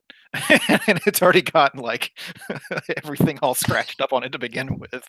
Like we've hit buildings a couple of times, like the mirror on the side is kind of falling off and stuff like that. But I'm like telling them to treat it like it's like a brand new Ferrari or whatever. Yeah. Yeah, exactly. And but yeah, like we're walking on. He gives me like the key to my apartment or whatever, and they'll put this into storage, and I can have it back when I need it. But you can't be driving these things around on the surface or whatever. And we're in a dockside market. I can point to where the buildings are, where we'll be staying and stuff like that. Maybe it's a good time for you to tell me about this place then. Oh, okay. Soak it up. As well as Q, do you have the what is it, Pulse of the City? No, Pulse of the City. Don't you have a move with counterculture as well? You modify. I definitely do. Yeah. I think yeah, it is. so- I think it is Pulse of the City. Oh, it is? Oh, yeah, but that's just to find a place, I'll have to too. find a place. I thought you had like a residual one. Maybe not. I didn't take an advancement yet, so I could take the advancement now. Oh, no, yeah. I think I made it Pulse of the City. I think it was 2 moves before, and then I made it 1. Before it used to be like the Percipient, where you could just notice subversive counterculture things within it. But I think it was too much like the Percipient move, so I moved it apart. But yeah, so what does the Percipient notice in this place that gives them an edge above everybody else? Yeah, it says tactical advantage. I'm trying to think about what would give me a tactical advantage.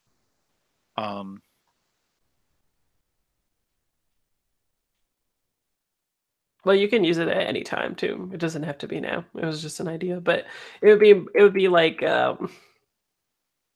think like kind of Jason Bourne stuff where like you're always sitting at the corner booth, or that like you know that this particular vendor where you're eating has like a shotgun, and so if shit goes down, you know that like the vendor there is loaded as well, that kind of stuff.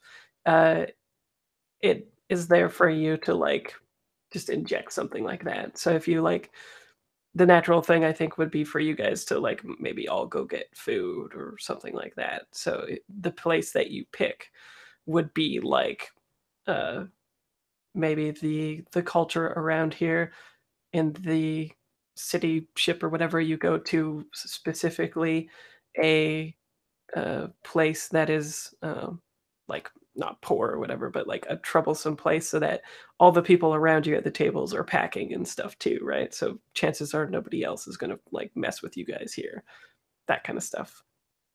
Oh, okay. I have an idea. Okay. So the the ship every so often is going to hit waves that are too much for it, and it'll move back and forth. And so everyone wears like mag boots, and they've got like a what do you call it? A gyrometer in it, Hmm. and they'll activate if they move too quickly. And Cool. so if you want to like run away from somebody, just push them in a certain way, their feet will lock, and you can run away. Cool. And you're the only one that knows this, so if you act on that information, you get +1 forward. Oh, I thought it was me telling people. Hmm?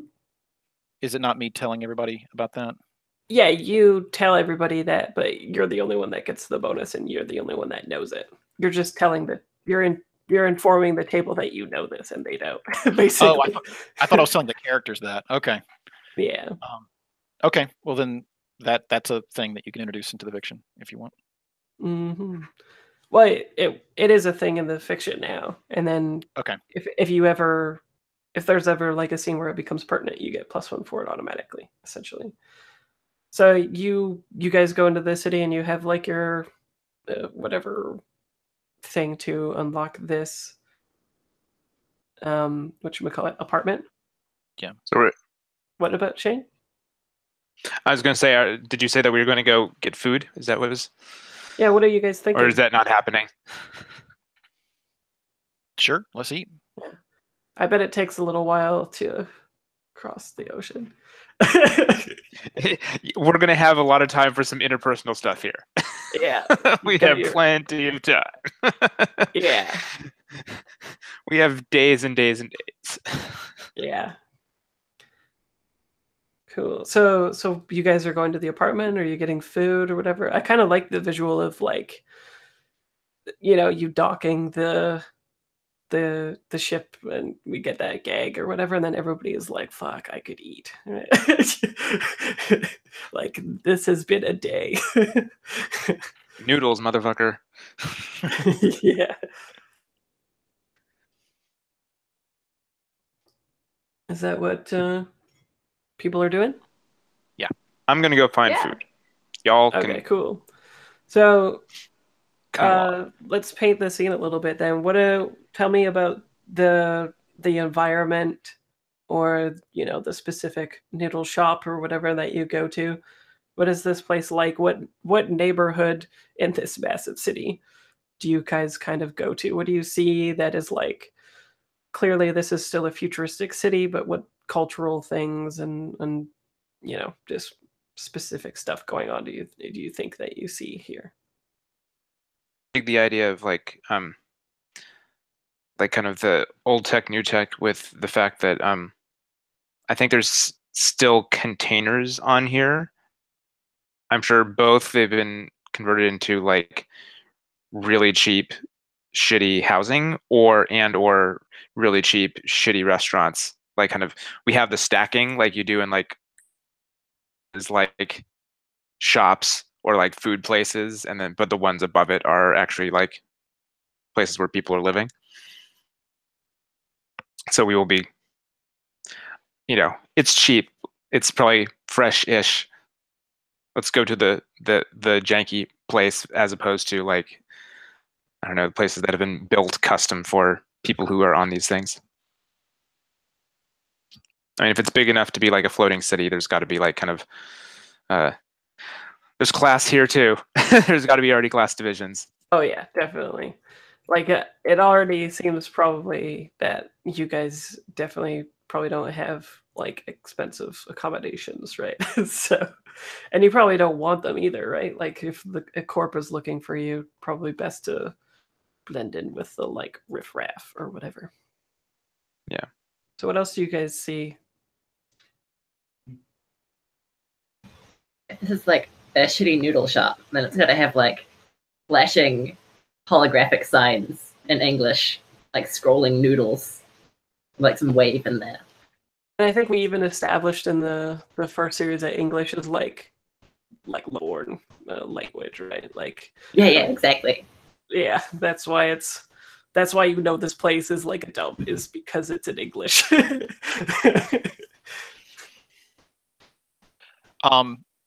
I think it's kind of like Jackson Heights in Queens, which is like one of the most demographically dense areas in the world. And you'll have right next to the Himalayan goat restaurant is like the Spanish wings place and stuff like that. So like you'll see things that just don't make any sense being next to each other because this place picks up people from all over the world. Like that's what it does. So it is just ethnographically dense, and you'll hear 100 different languages around you at any given time. Well, not 100, but a lot. Mm-hmm. Yeah, I think it's I like that a lot too, because before I think I had said that everyone uses like a shorthand language and your neurochip like translates it for you or whatever, whereas here you don't have that benefit. So maybe it's the first time that you guys have even heard other languages, right? Because your neurochip isn't just automatically translating and like effectively subbing these people for you in their voices. So for the first time you hear like all these iterations of all these different cultures, and yet you still know that English is the bottom. I have a detail as well, if you still need some details. So I kind of dig the chef is more cybernetics than human at this point, as far as we can tell. And the way we know is because he obviously can't afford good graphs. Like a lot of it is just like this bare mechanics that sit like underneath all the stuff that would make it look human. So it's obviously like not a very flashy joint, and probably also not very hygienic, because it's just like, yeah, robot chef. Yeah. And so I'm gonna put a picture here. I think as you guys are going, you see like a bunch of these little kids that are just walking around with rifles, and you know that they are like they're not like militant in the fact that like they're gangs or whatever, but I like the idea that the people in the neighborhood are people that keep the peace here. And you see one kid go over to near the, I think this restaurant is near like the back or the side or whatever, so you have like the nice view when you're outside of the container, I guess. And there's a whole bunch of people of varying demographics, sizes, ages, etc., pulling in nets of things, and it's just garbage. And when they pull it in, there's one of those other kids with the gun. You see them aim at the garbage and start shooting, and there's this like goopy stuff that hits it, and it starts like changing its texture into this like metallic substance that Mark was describing as the ship's flooring. And the kids take it and start smearing it like on the ground where there's like potholes and stuff like that. And you can see that they're like, you know, essentially repurposing this trash into their ship, and it's becoming, you know, one. So you can surmise that all of this metallic stuff was once shit of the ocean, basically. And as you see that happen, that's when you hear like a thud, and your noodles, I guess, hit the space in front of you. So what do you guys talk about as you're eating, if anything? Yeah, chicken of the sea, seagulls, exactly. Tastes like chicken. Or maybe you're in the Matrix and everything tastes like chicken.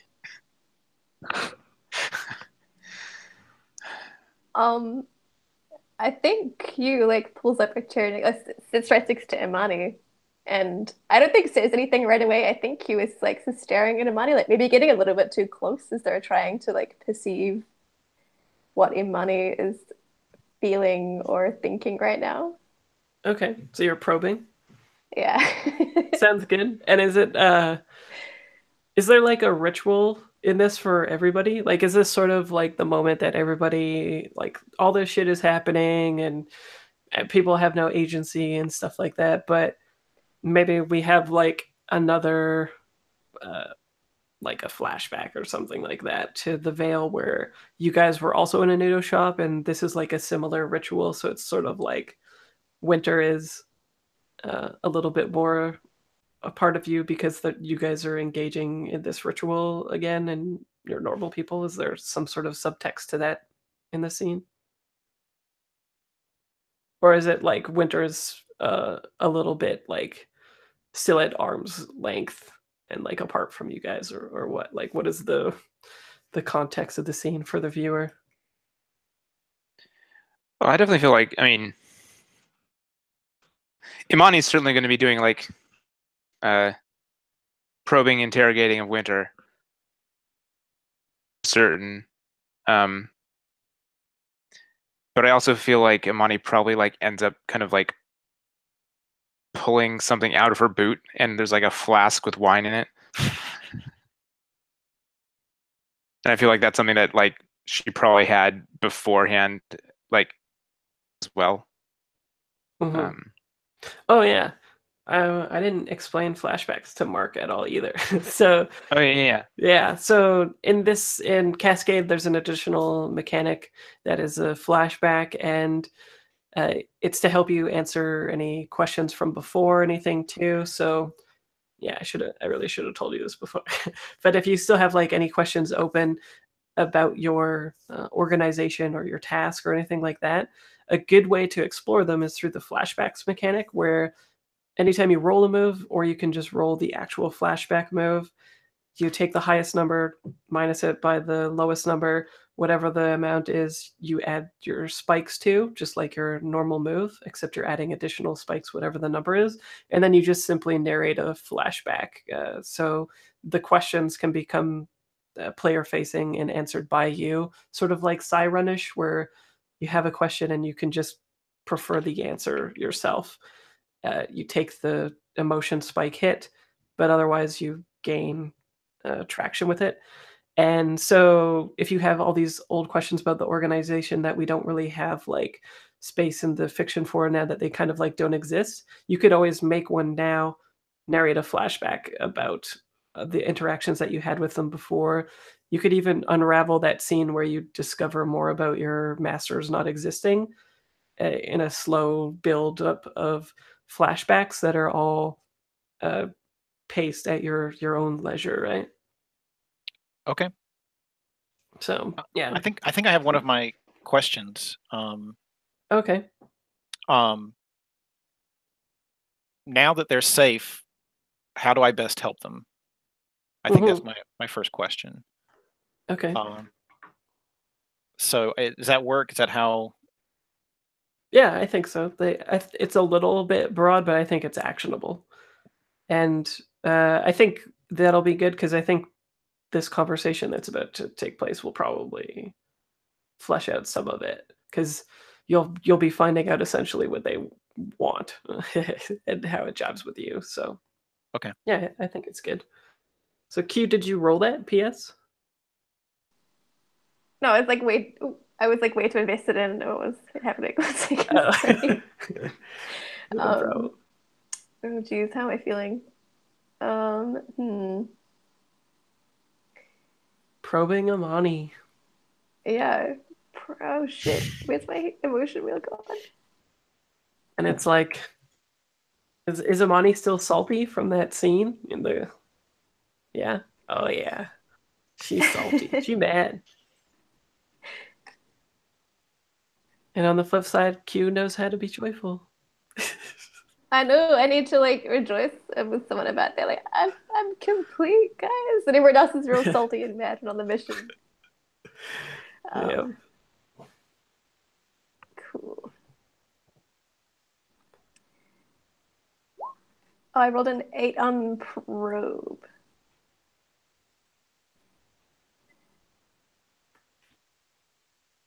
One question it up. One question. I've so many. Okay. Throughout the interaction.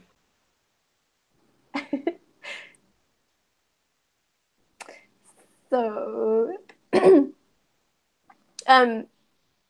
I think after like Q is staring at Imani and getting closer and closer and closer, like to the point where it starts to get maybe a little bit uncomfortable, and then tilts their head to the side and says, "I feel is a there's a disconnect, or there is something in the way between you and I that I have not felt before, and it is certainly different to how we used to be before all of this happened."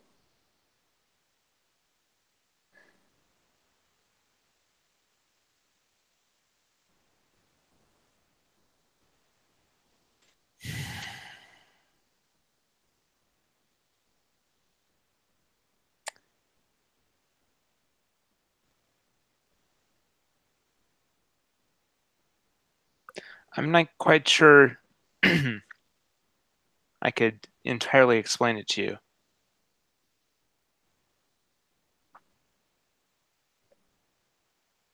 I understand. Words are difficult sometimes. This is something that I'm recently learning. But if there is something I can do to help bridge this, then I would like to do it. What do you wish I'd do to get back to how we were?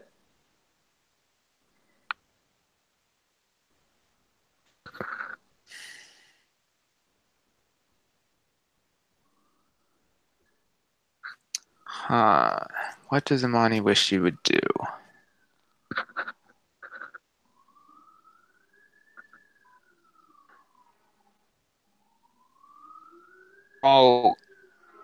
You're all unlocked right now, right? I'm a what, sorry? You're fully unlocked at this point? Yeah. Pretty proud about it, I'm not gonna lie.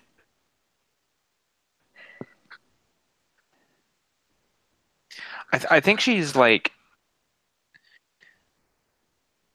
I think she enjoyed being kind of like a teacher-ish type of a situation, like a mentor type of a situation. And I think like she's kind of annoyed that that isn't the case anymore, or at least it doesn't feel like it's the case anymore. Like, she is the empath, and you were trying to like learn about these emotions, and like now you've kind of like learned about the emotions, and now there's like, well, shit. Other than like maybe trying to teach you about like more specific ones. But like, yeah, I mean, I think to feel she still wants to feel as though useful to you, like you have something to learn from her, um, especially specifically about emotions. Um, so yeah, I guess like somehow making that uh, clear to her, if it's actually true, or even if it isn't. But yeah, somehow making it appear, or saying to her or whatever, that you still feel as though there's stuff that you could learn from her. Interesting. In that case, I think Q follows up with I may be incorrect. However, I perceive that the catalyst for this disconnect between us has something to do with this mission that we're currently on. And I don't understand exactly your feelings that you've expressed toward it. And that makes me a bit nervous and uncomfortable, but it's very interesting feeling nervous. Since I feel like I don't have all of the facts necessary to correctly ascertain a pathway forward, and I think I would benefit from learning exactly what it is that you fear about where we are currently.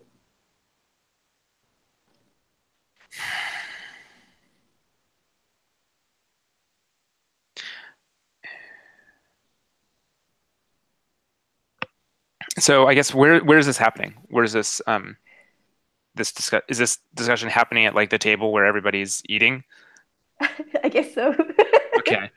Maybe it's a noodle bar even. Like maybe you Yeah. guys are side by side at the bar, so there's like a little bit of privacy, but not much. Well, something tells me there's probably not privacy from, at the very least, Winter and possibly Abril as well. So like I feel like so yes. I think that's Do you need me to leave? Like I can go to the bathroom or something if you need that scene without me. Well, no. I mean, I think it'd be interesting for Q and I to have that conversation, but I think I, as Amani, would like be like, yes, I want to have that conversation with you, but now is not the time or place for it. And like, I think probably I'd be interested to see what Q's reaction to that is.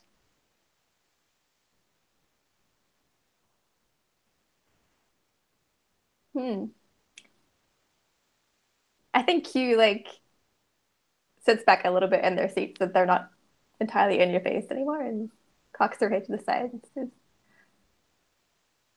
I think I understand. Perhaps once we're finished here, we could find some time to talk about this further.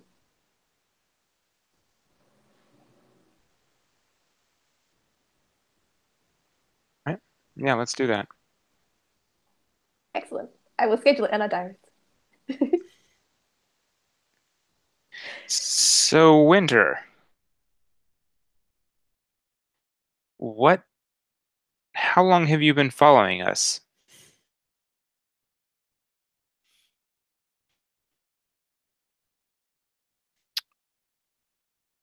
Well, you may remember that time that I came to you for information on my Yes. masters, and when I finally found them or the lack of them. I don't know, Fraser, how long do you think that I've been doing this, like looking for them?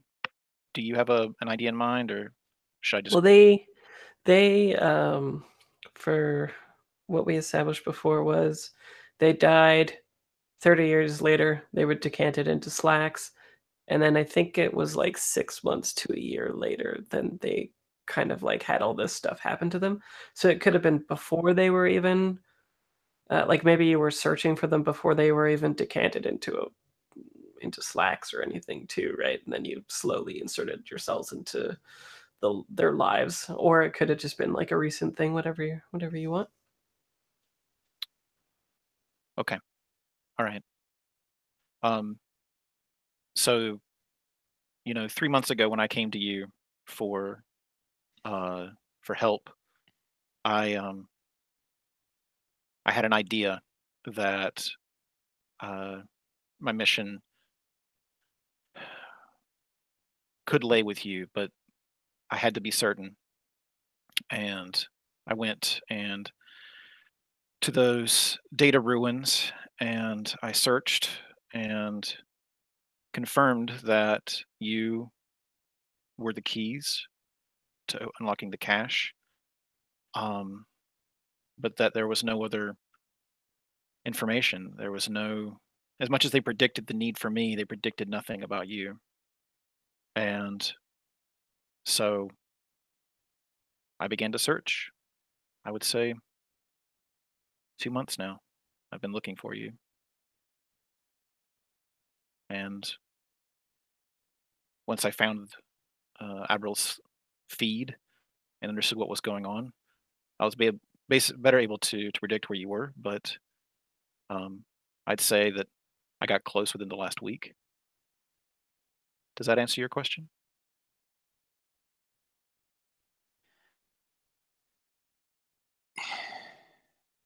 So I think Imani is kind of partially listening to you and partially not. I think we kind of like see her somewhat thinking back to kind of veil time and kind of thinking back to I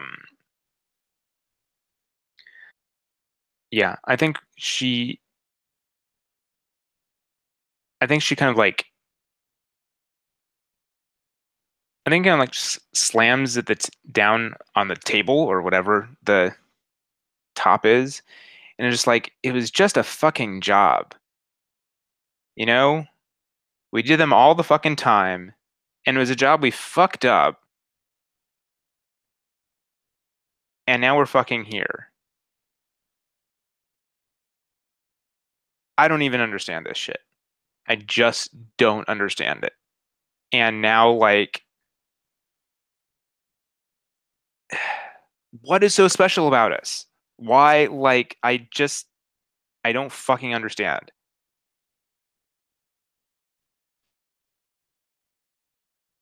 I wish I could help you. There was nothing in the data that said why, or it was just, they are this, do the thing. I have no context either. I'm just as frustrated as you are when it comes to how I'm supposed to help you, what I'm supposed to do. I've gotten you safe, but I can take you there, but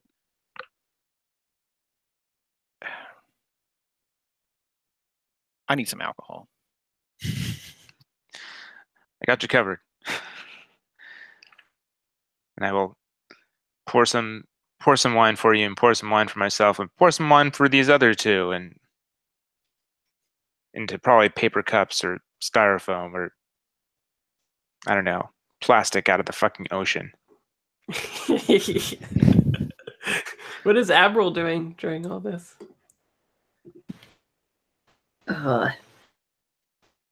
Good question. I think Abril's just like quietly watching all these conversations unfold.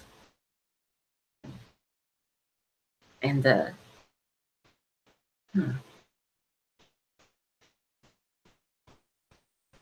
I suppose I've got a question for Winter, which would be, why are you doing this? You're the only one of us who chose to be here. Oh, there was no choice. I was built for this. I've been built since before the storm hit you. They knew that you'd need me. They didn't know that it was going to take 40 years or whatever, but if I'm going to have a purpose in my life, then I have to fulfill this mission. And the way I see it, I don't have any choice either. It may be I wasn't expecting to enjoy what we just did. That was a surprise to me. I've been trying to anticipate what would happen, and I have to say that's the first time I've smiled in a while. But no, there's no choice. But I mean,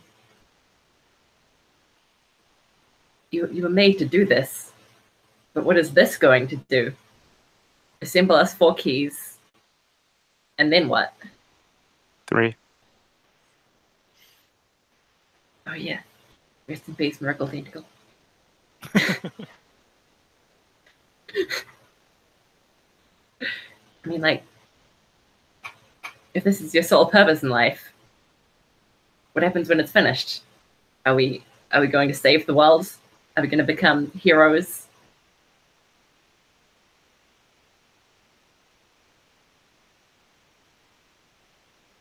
Nothing worth saving. I have stopped trying to figure out what would happen next. I thought of many different scenarios and what they might mean. And these enigmatic motherfuckers that sent me on this mission, that built me for this mission, gave me no clue as to the why. I'm sure it was for security or protecting you or something like that, but I don't know. As to what happens to me, I don't even know if I'm, well, I don't know. In these futures you predicted, did we actually manage to help anyone?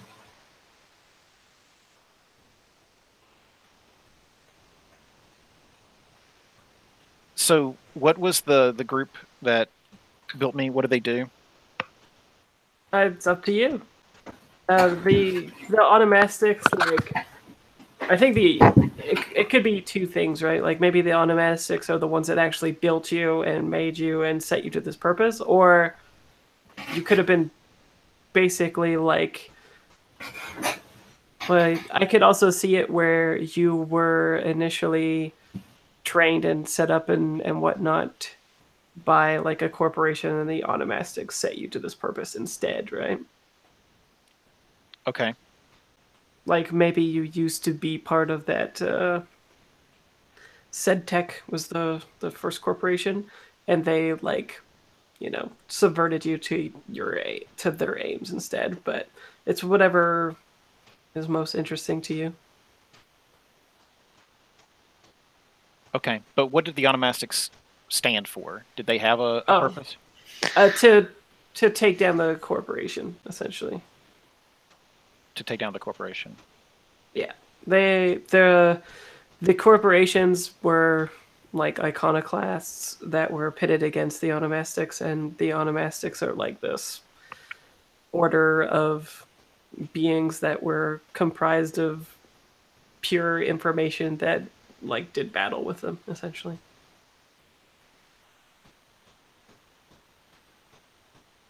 Right. Thank you. Sure. Yeah. Yeah, they're not explicitly a good guys thing. Like they were screwing around with people quite a lot. As killed everyone.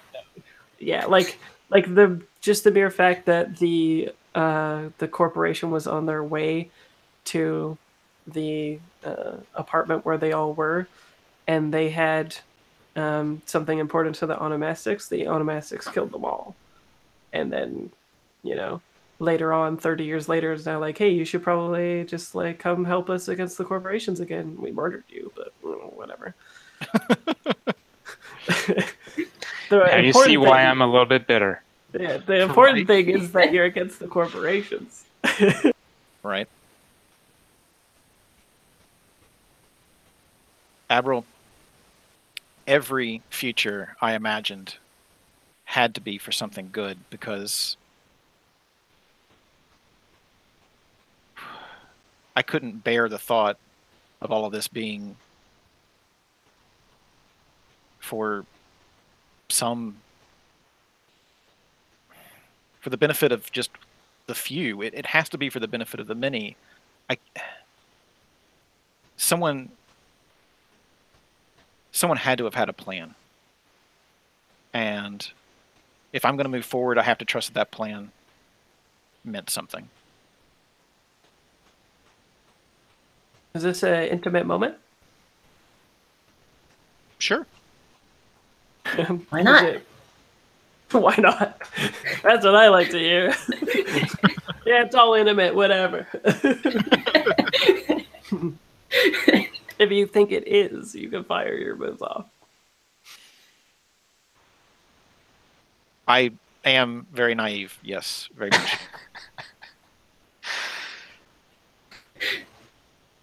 I was not built to question that much.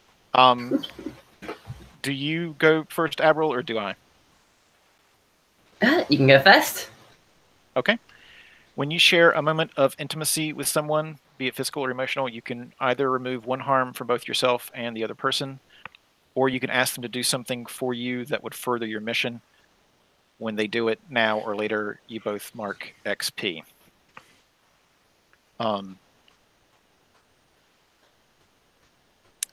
Okay. Let's see.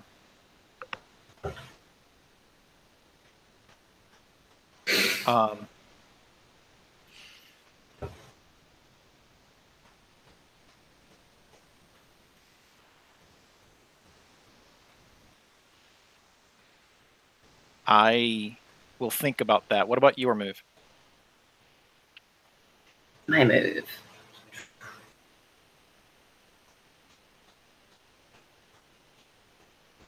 I gotta decide between two here. Which one's more fun to do?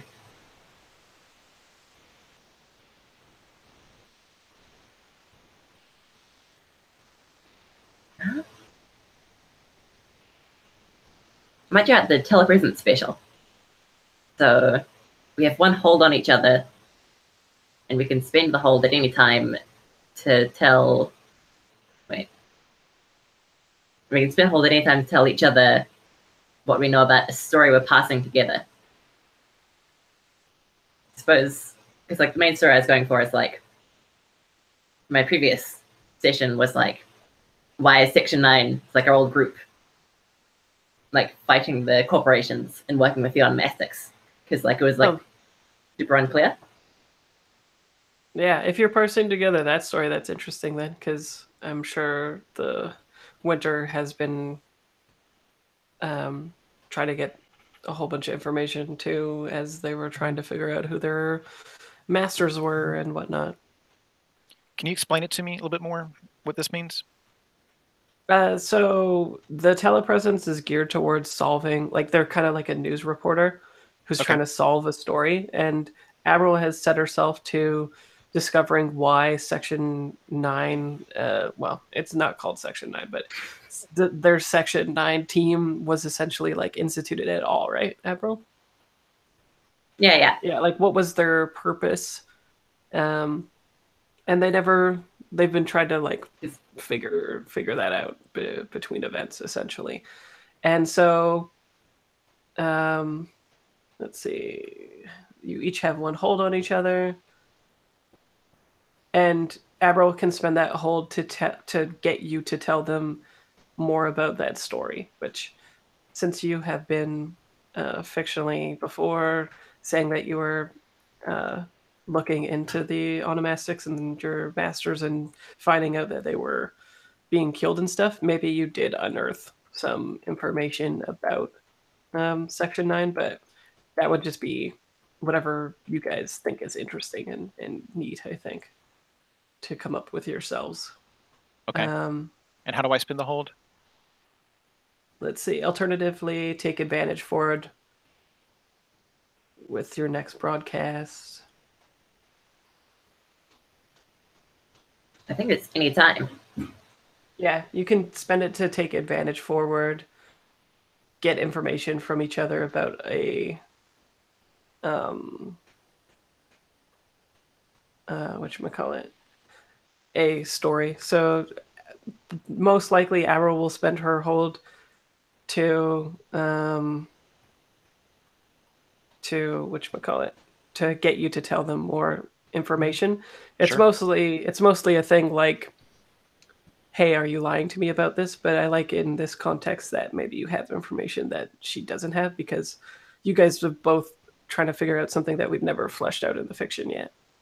So it can essentially be whatever you think is interesting is why Section 9 was created. Because the team is now like no longer exists, and it was part of an onomastic order that is now defunct and dead and stuff. So yeah, if Abril spends the hold to ask you that, I think you can just make up whatever you want. But I think I will have to edit the sheet because I think it's just hold one for Abril. I don't think it's supposed to say you hold one on each other, because all the benefits are for Abril. Okay, that makes more sense then. Yeah, because Abril can either do that or get advantage forward on a specific move. Okay. So let's see. Again, I need to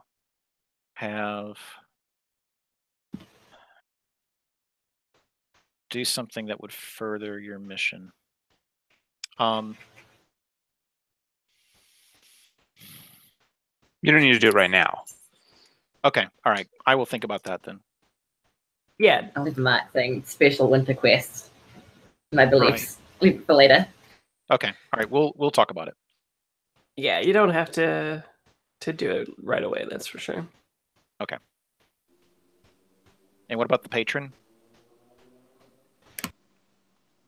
Yeah, I was just wondering, like, just that might be something interesting to think about at some point, is like whatever happened to the patron dude who was kind of like our... Yeah, in the original Veil, before they were killed, that Section 9 was like set up by an unknown patron, like somebody who was never really fleshed out. And basically they were just giving them missions in order to like probably like try to affect their own agenda, which was tentatively just mess up the corporations.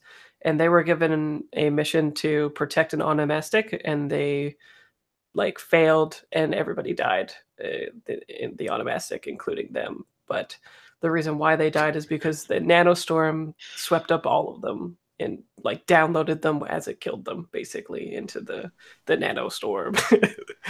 Well, I got eaten. Yeah, or you just got messed up. Yeah. Everybody died. So you could think up what an interesting way, what is interesting about your patron, what was the goal of this Section 9 team, that kind of stuff. I'm perfectly willing to let you guys come up with the fiction on that one. And it doesn't have to be right now. Question for myself. Yeah.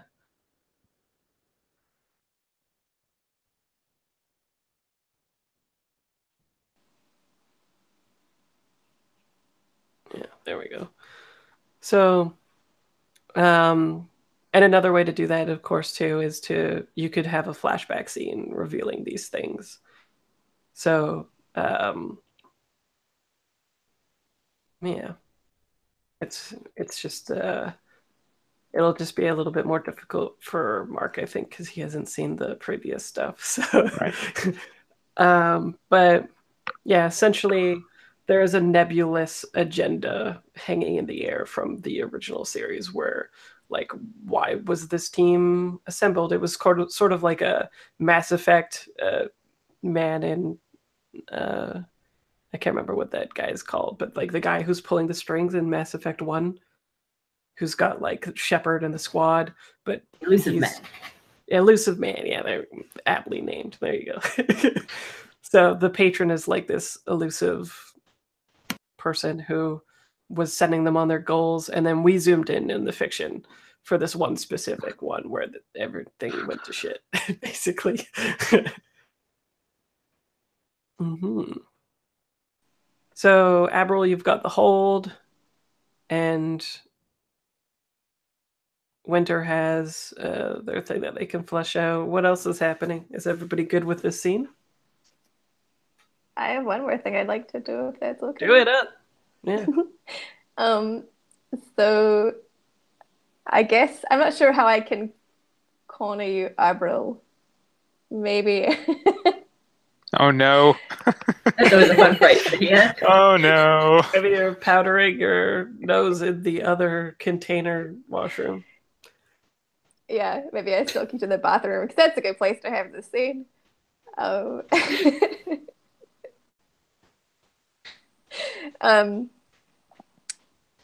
So maybe you even see me in the mirror, like into this container bathroom, and we look at each other. And then I reach in my pocket to pull out something. And I say,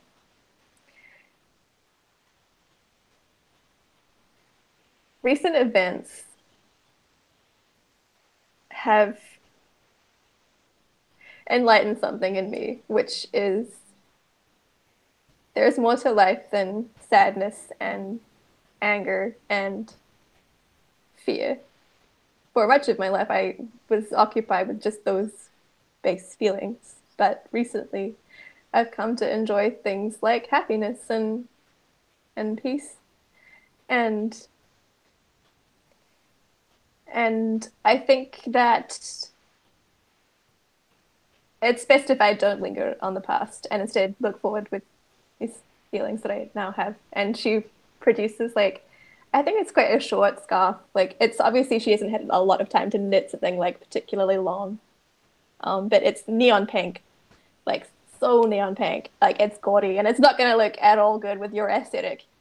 But she says, this is what I made today after that, the ride we had to get here. This is the first thing I've made that is purely joyful. I've tried so many times in the past to fabricate joy. I have spent hours at the wine bar imbibing other people's memories to feel joy, and I couldn't do it. But this here is my joy, and I want to impart this to you, so you may understand that you too can take your art, your creativity, your broadcasting that you have, and you too can do it for good. You don't have to kill people all the time. I'm trying to do truth is beauty and beauty is truth and truth is beauty to make you feel my art so that you too can want to do good things in the world. Do it up. Nice. You will feel the things. Nice. I got an 11. You're going to feel all the things. Oh, wow. That's pretty good. You're going to have emotions? So I know what I'm doing. I would like you to understand what it is I intend to convey, which is you don't need to burn it down. You can build it up. And your art is the way you can do that. I would like to spike out joy in you. Cool. And I would like to inflict humanity harm. And I think in this case, I want to answer, you must answer a question posed to you. And I think that question is, will you hurt me again? Oh, snap. Until Amani comes around and she's like, you don't need that joyful. My one emotion. I'll take that from you. Okay, so let's just take a moment to say, is everybody on the same fictional page? Mark, did you get what just happened there? I'm not sure about You humanity might harm. need some context. Yeah, yeah. I know about being eaten. I guess you're forgiving them for eating you. And you're making them really happy. Like you've. Yeah. So go ahead. Yeah, just go ahead and. So this move, basically, they talk. They're like a firebrand. They talk really passionately about something, and it incites it in the person. So they have elicited the joyful emotion, and they spike out on it, which means it's like the only thing that they can feel at this moment until the next time they trigger a move, they have to deal with that emotion. There's an alleviate move specifically for spiking out something, and yeah, there was some pain before, and Q is asking if they're going to hurt me again, and inflicting humanity harm is specifically imposing a certain kind of harm on something that challenges a belief that they have. And there's mechanical things that you choose under that category of harm that you can do. One is lose time, minutes, Right. and stuff like that. And another one is pose a question to somebody, and another one is inflict disadvantage, I think, forward on them. Okay. So it's just a mechanical thing to show that they've been like rocked in their beliefs in some way. Right. Okay. Alex, let me know if I need to tweak Yes. that question a bit to better pattern your beliefs, because I can't see your beliefs. But I think there was one about like doing good things.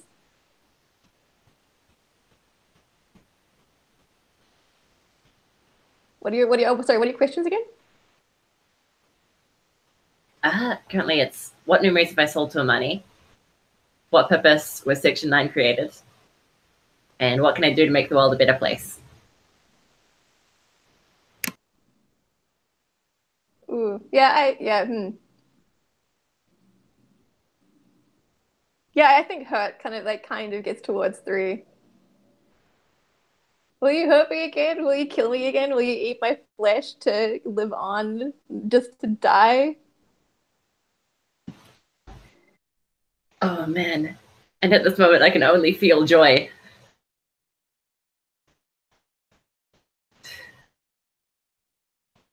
I think.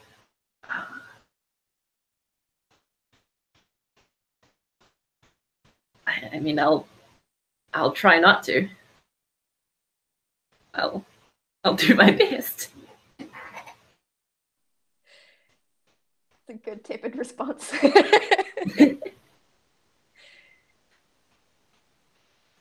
But I think she leaves you in the bathroom. Out of your nose by yourself. Okay, well, that's hefty. So, let's wrap it up. Then we have only like 5 minutes left anyway. So, I think what'll happen is you guys like finish up your noodles and everything. But I like the closing shot to be like you guys having, somewhat worked out some stuff. You're like a little bit closer now, and when you're going towards the apartment complex, there's like a couple decks of this metallic stuff, and these you see these kids playing a game kind of like soccer with like a metallic ball, where one team is like above them and one team is below, and they're trying to score, and there's like a sort of like a gravity vortex, so when they shoot it into the center, it like slings the ball around and you try to get it into the person's net, and it's got like this verticality to soccer essentially. And you see like these kids like laughing and having fun and playing, and the sun comes up and I think that's when we close. And it will be like a nice little ending for once instead of pain and hurt and suffering. Can I add one tiny little possible detail to make it slightly not Sure. as wonderful and awesome and fantastic? Sure. I think we'll start to. I think as we close the scene, like we see everybody kind of like the four of us walking together or standing around watching this or something like that. I think we probably start to see like I don't know, like some slight hints of tendrils of like blue or something like that going from Monty towards Abril. And we can kind of like close on that. to take the happiness. That's funny. She's spiked out on joyful watching these kids play, and I really like that scene too because Imani was like, "What is it all for?" And like, meanwhile, these kids are playing, and you're like totally missing the point and about to take somebody's happiness away from them. Oh my god! Abel's like wrapping the scarf. She used to have a scarf. Yeah, well, I like scarf because it's like your spider throats, which gave me so much joy back in the day. Old spider throats. Meanwhile, Mark is like, "What the fuck did I get into?" Okay, so I'm gonna stop the broadcast here. Oh wait, let's do questions. So did anyone work towards the answer of their questions? If so, take 1 XP, and if anything is resolved, take 2 XP. I added a new question of can we trust Winter? I still don't know if I feel entirely trusting, but I think I certainly worked towards that a little bit. Definitely, yeah. Take 1 XP.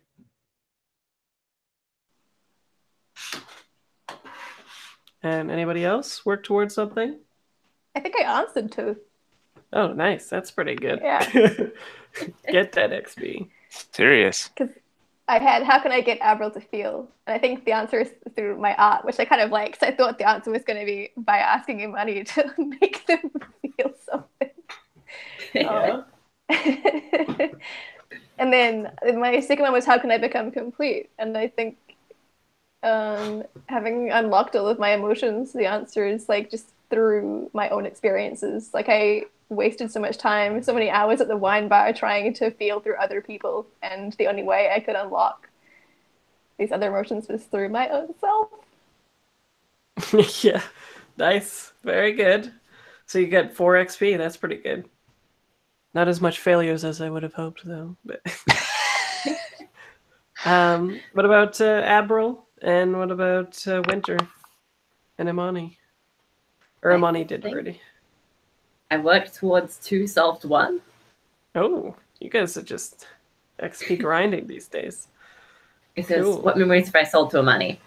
And I got that vision of like meeting the old crew and like getting set up there. Mm-hmm. For what purpose was Section 9 created? Kind of touching with that conversation with Winter. Mm-hmm. And then what can I do to make the world a better place, as Q showed me, is through my art, which would be the broadcast. Yep. So I wonder, it would be kind of poignant if suddenly the people that like get like have to push like the QuickTime events or whatever just gets like a 5-second clip of these kids playing and then it turns off again, as opposed to like your usual thing where it's like, would you like me to kill somebody? Push X fast enough. Right? Nice. I like it. Yeah. And what about Winter, Mark? Well, I definitely asked my question. I did it out loud. And I don't know if that counts towards moving towards it or not. I introduced it into the fiction, but yeah, I think so. Okay. So 1 XP there, and then make sure if anyone failed to mark XP as well. So you should have gotten a couple because Winter failed twice. Did I? Okay. At least once, right? With once, the drone one. Yeah, and then there's an 8. Oh yeah, it was a mixed result. Yeah, so not a fail. Cool. Yeah. So I've got 2 XP, and then I've got 2 emotions marked. Right. All right. Cool. Okay, I'm gonna stop the broadcast.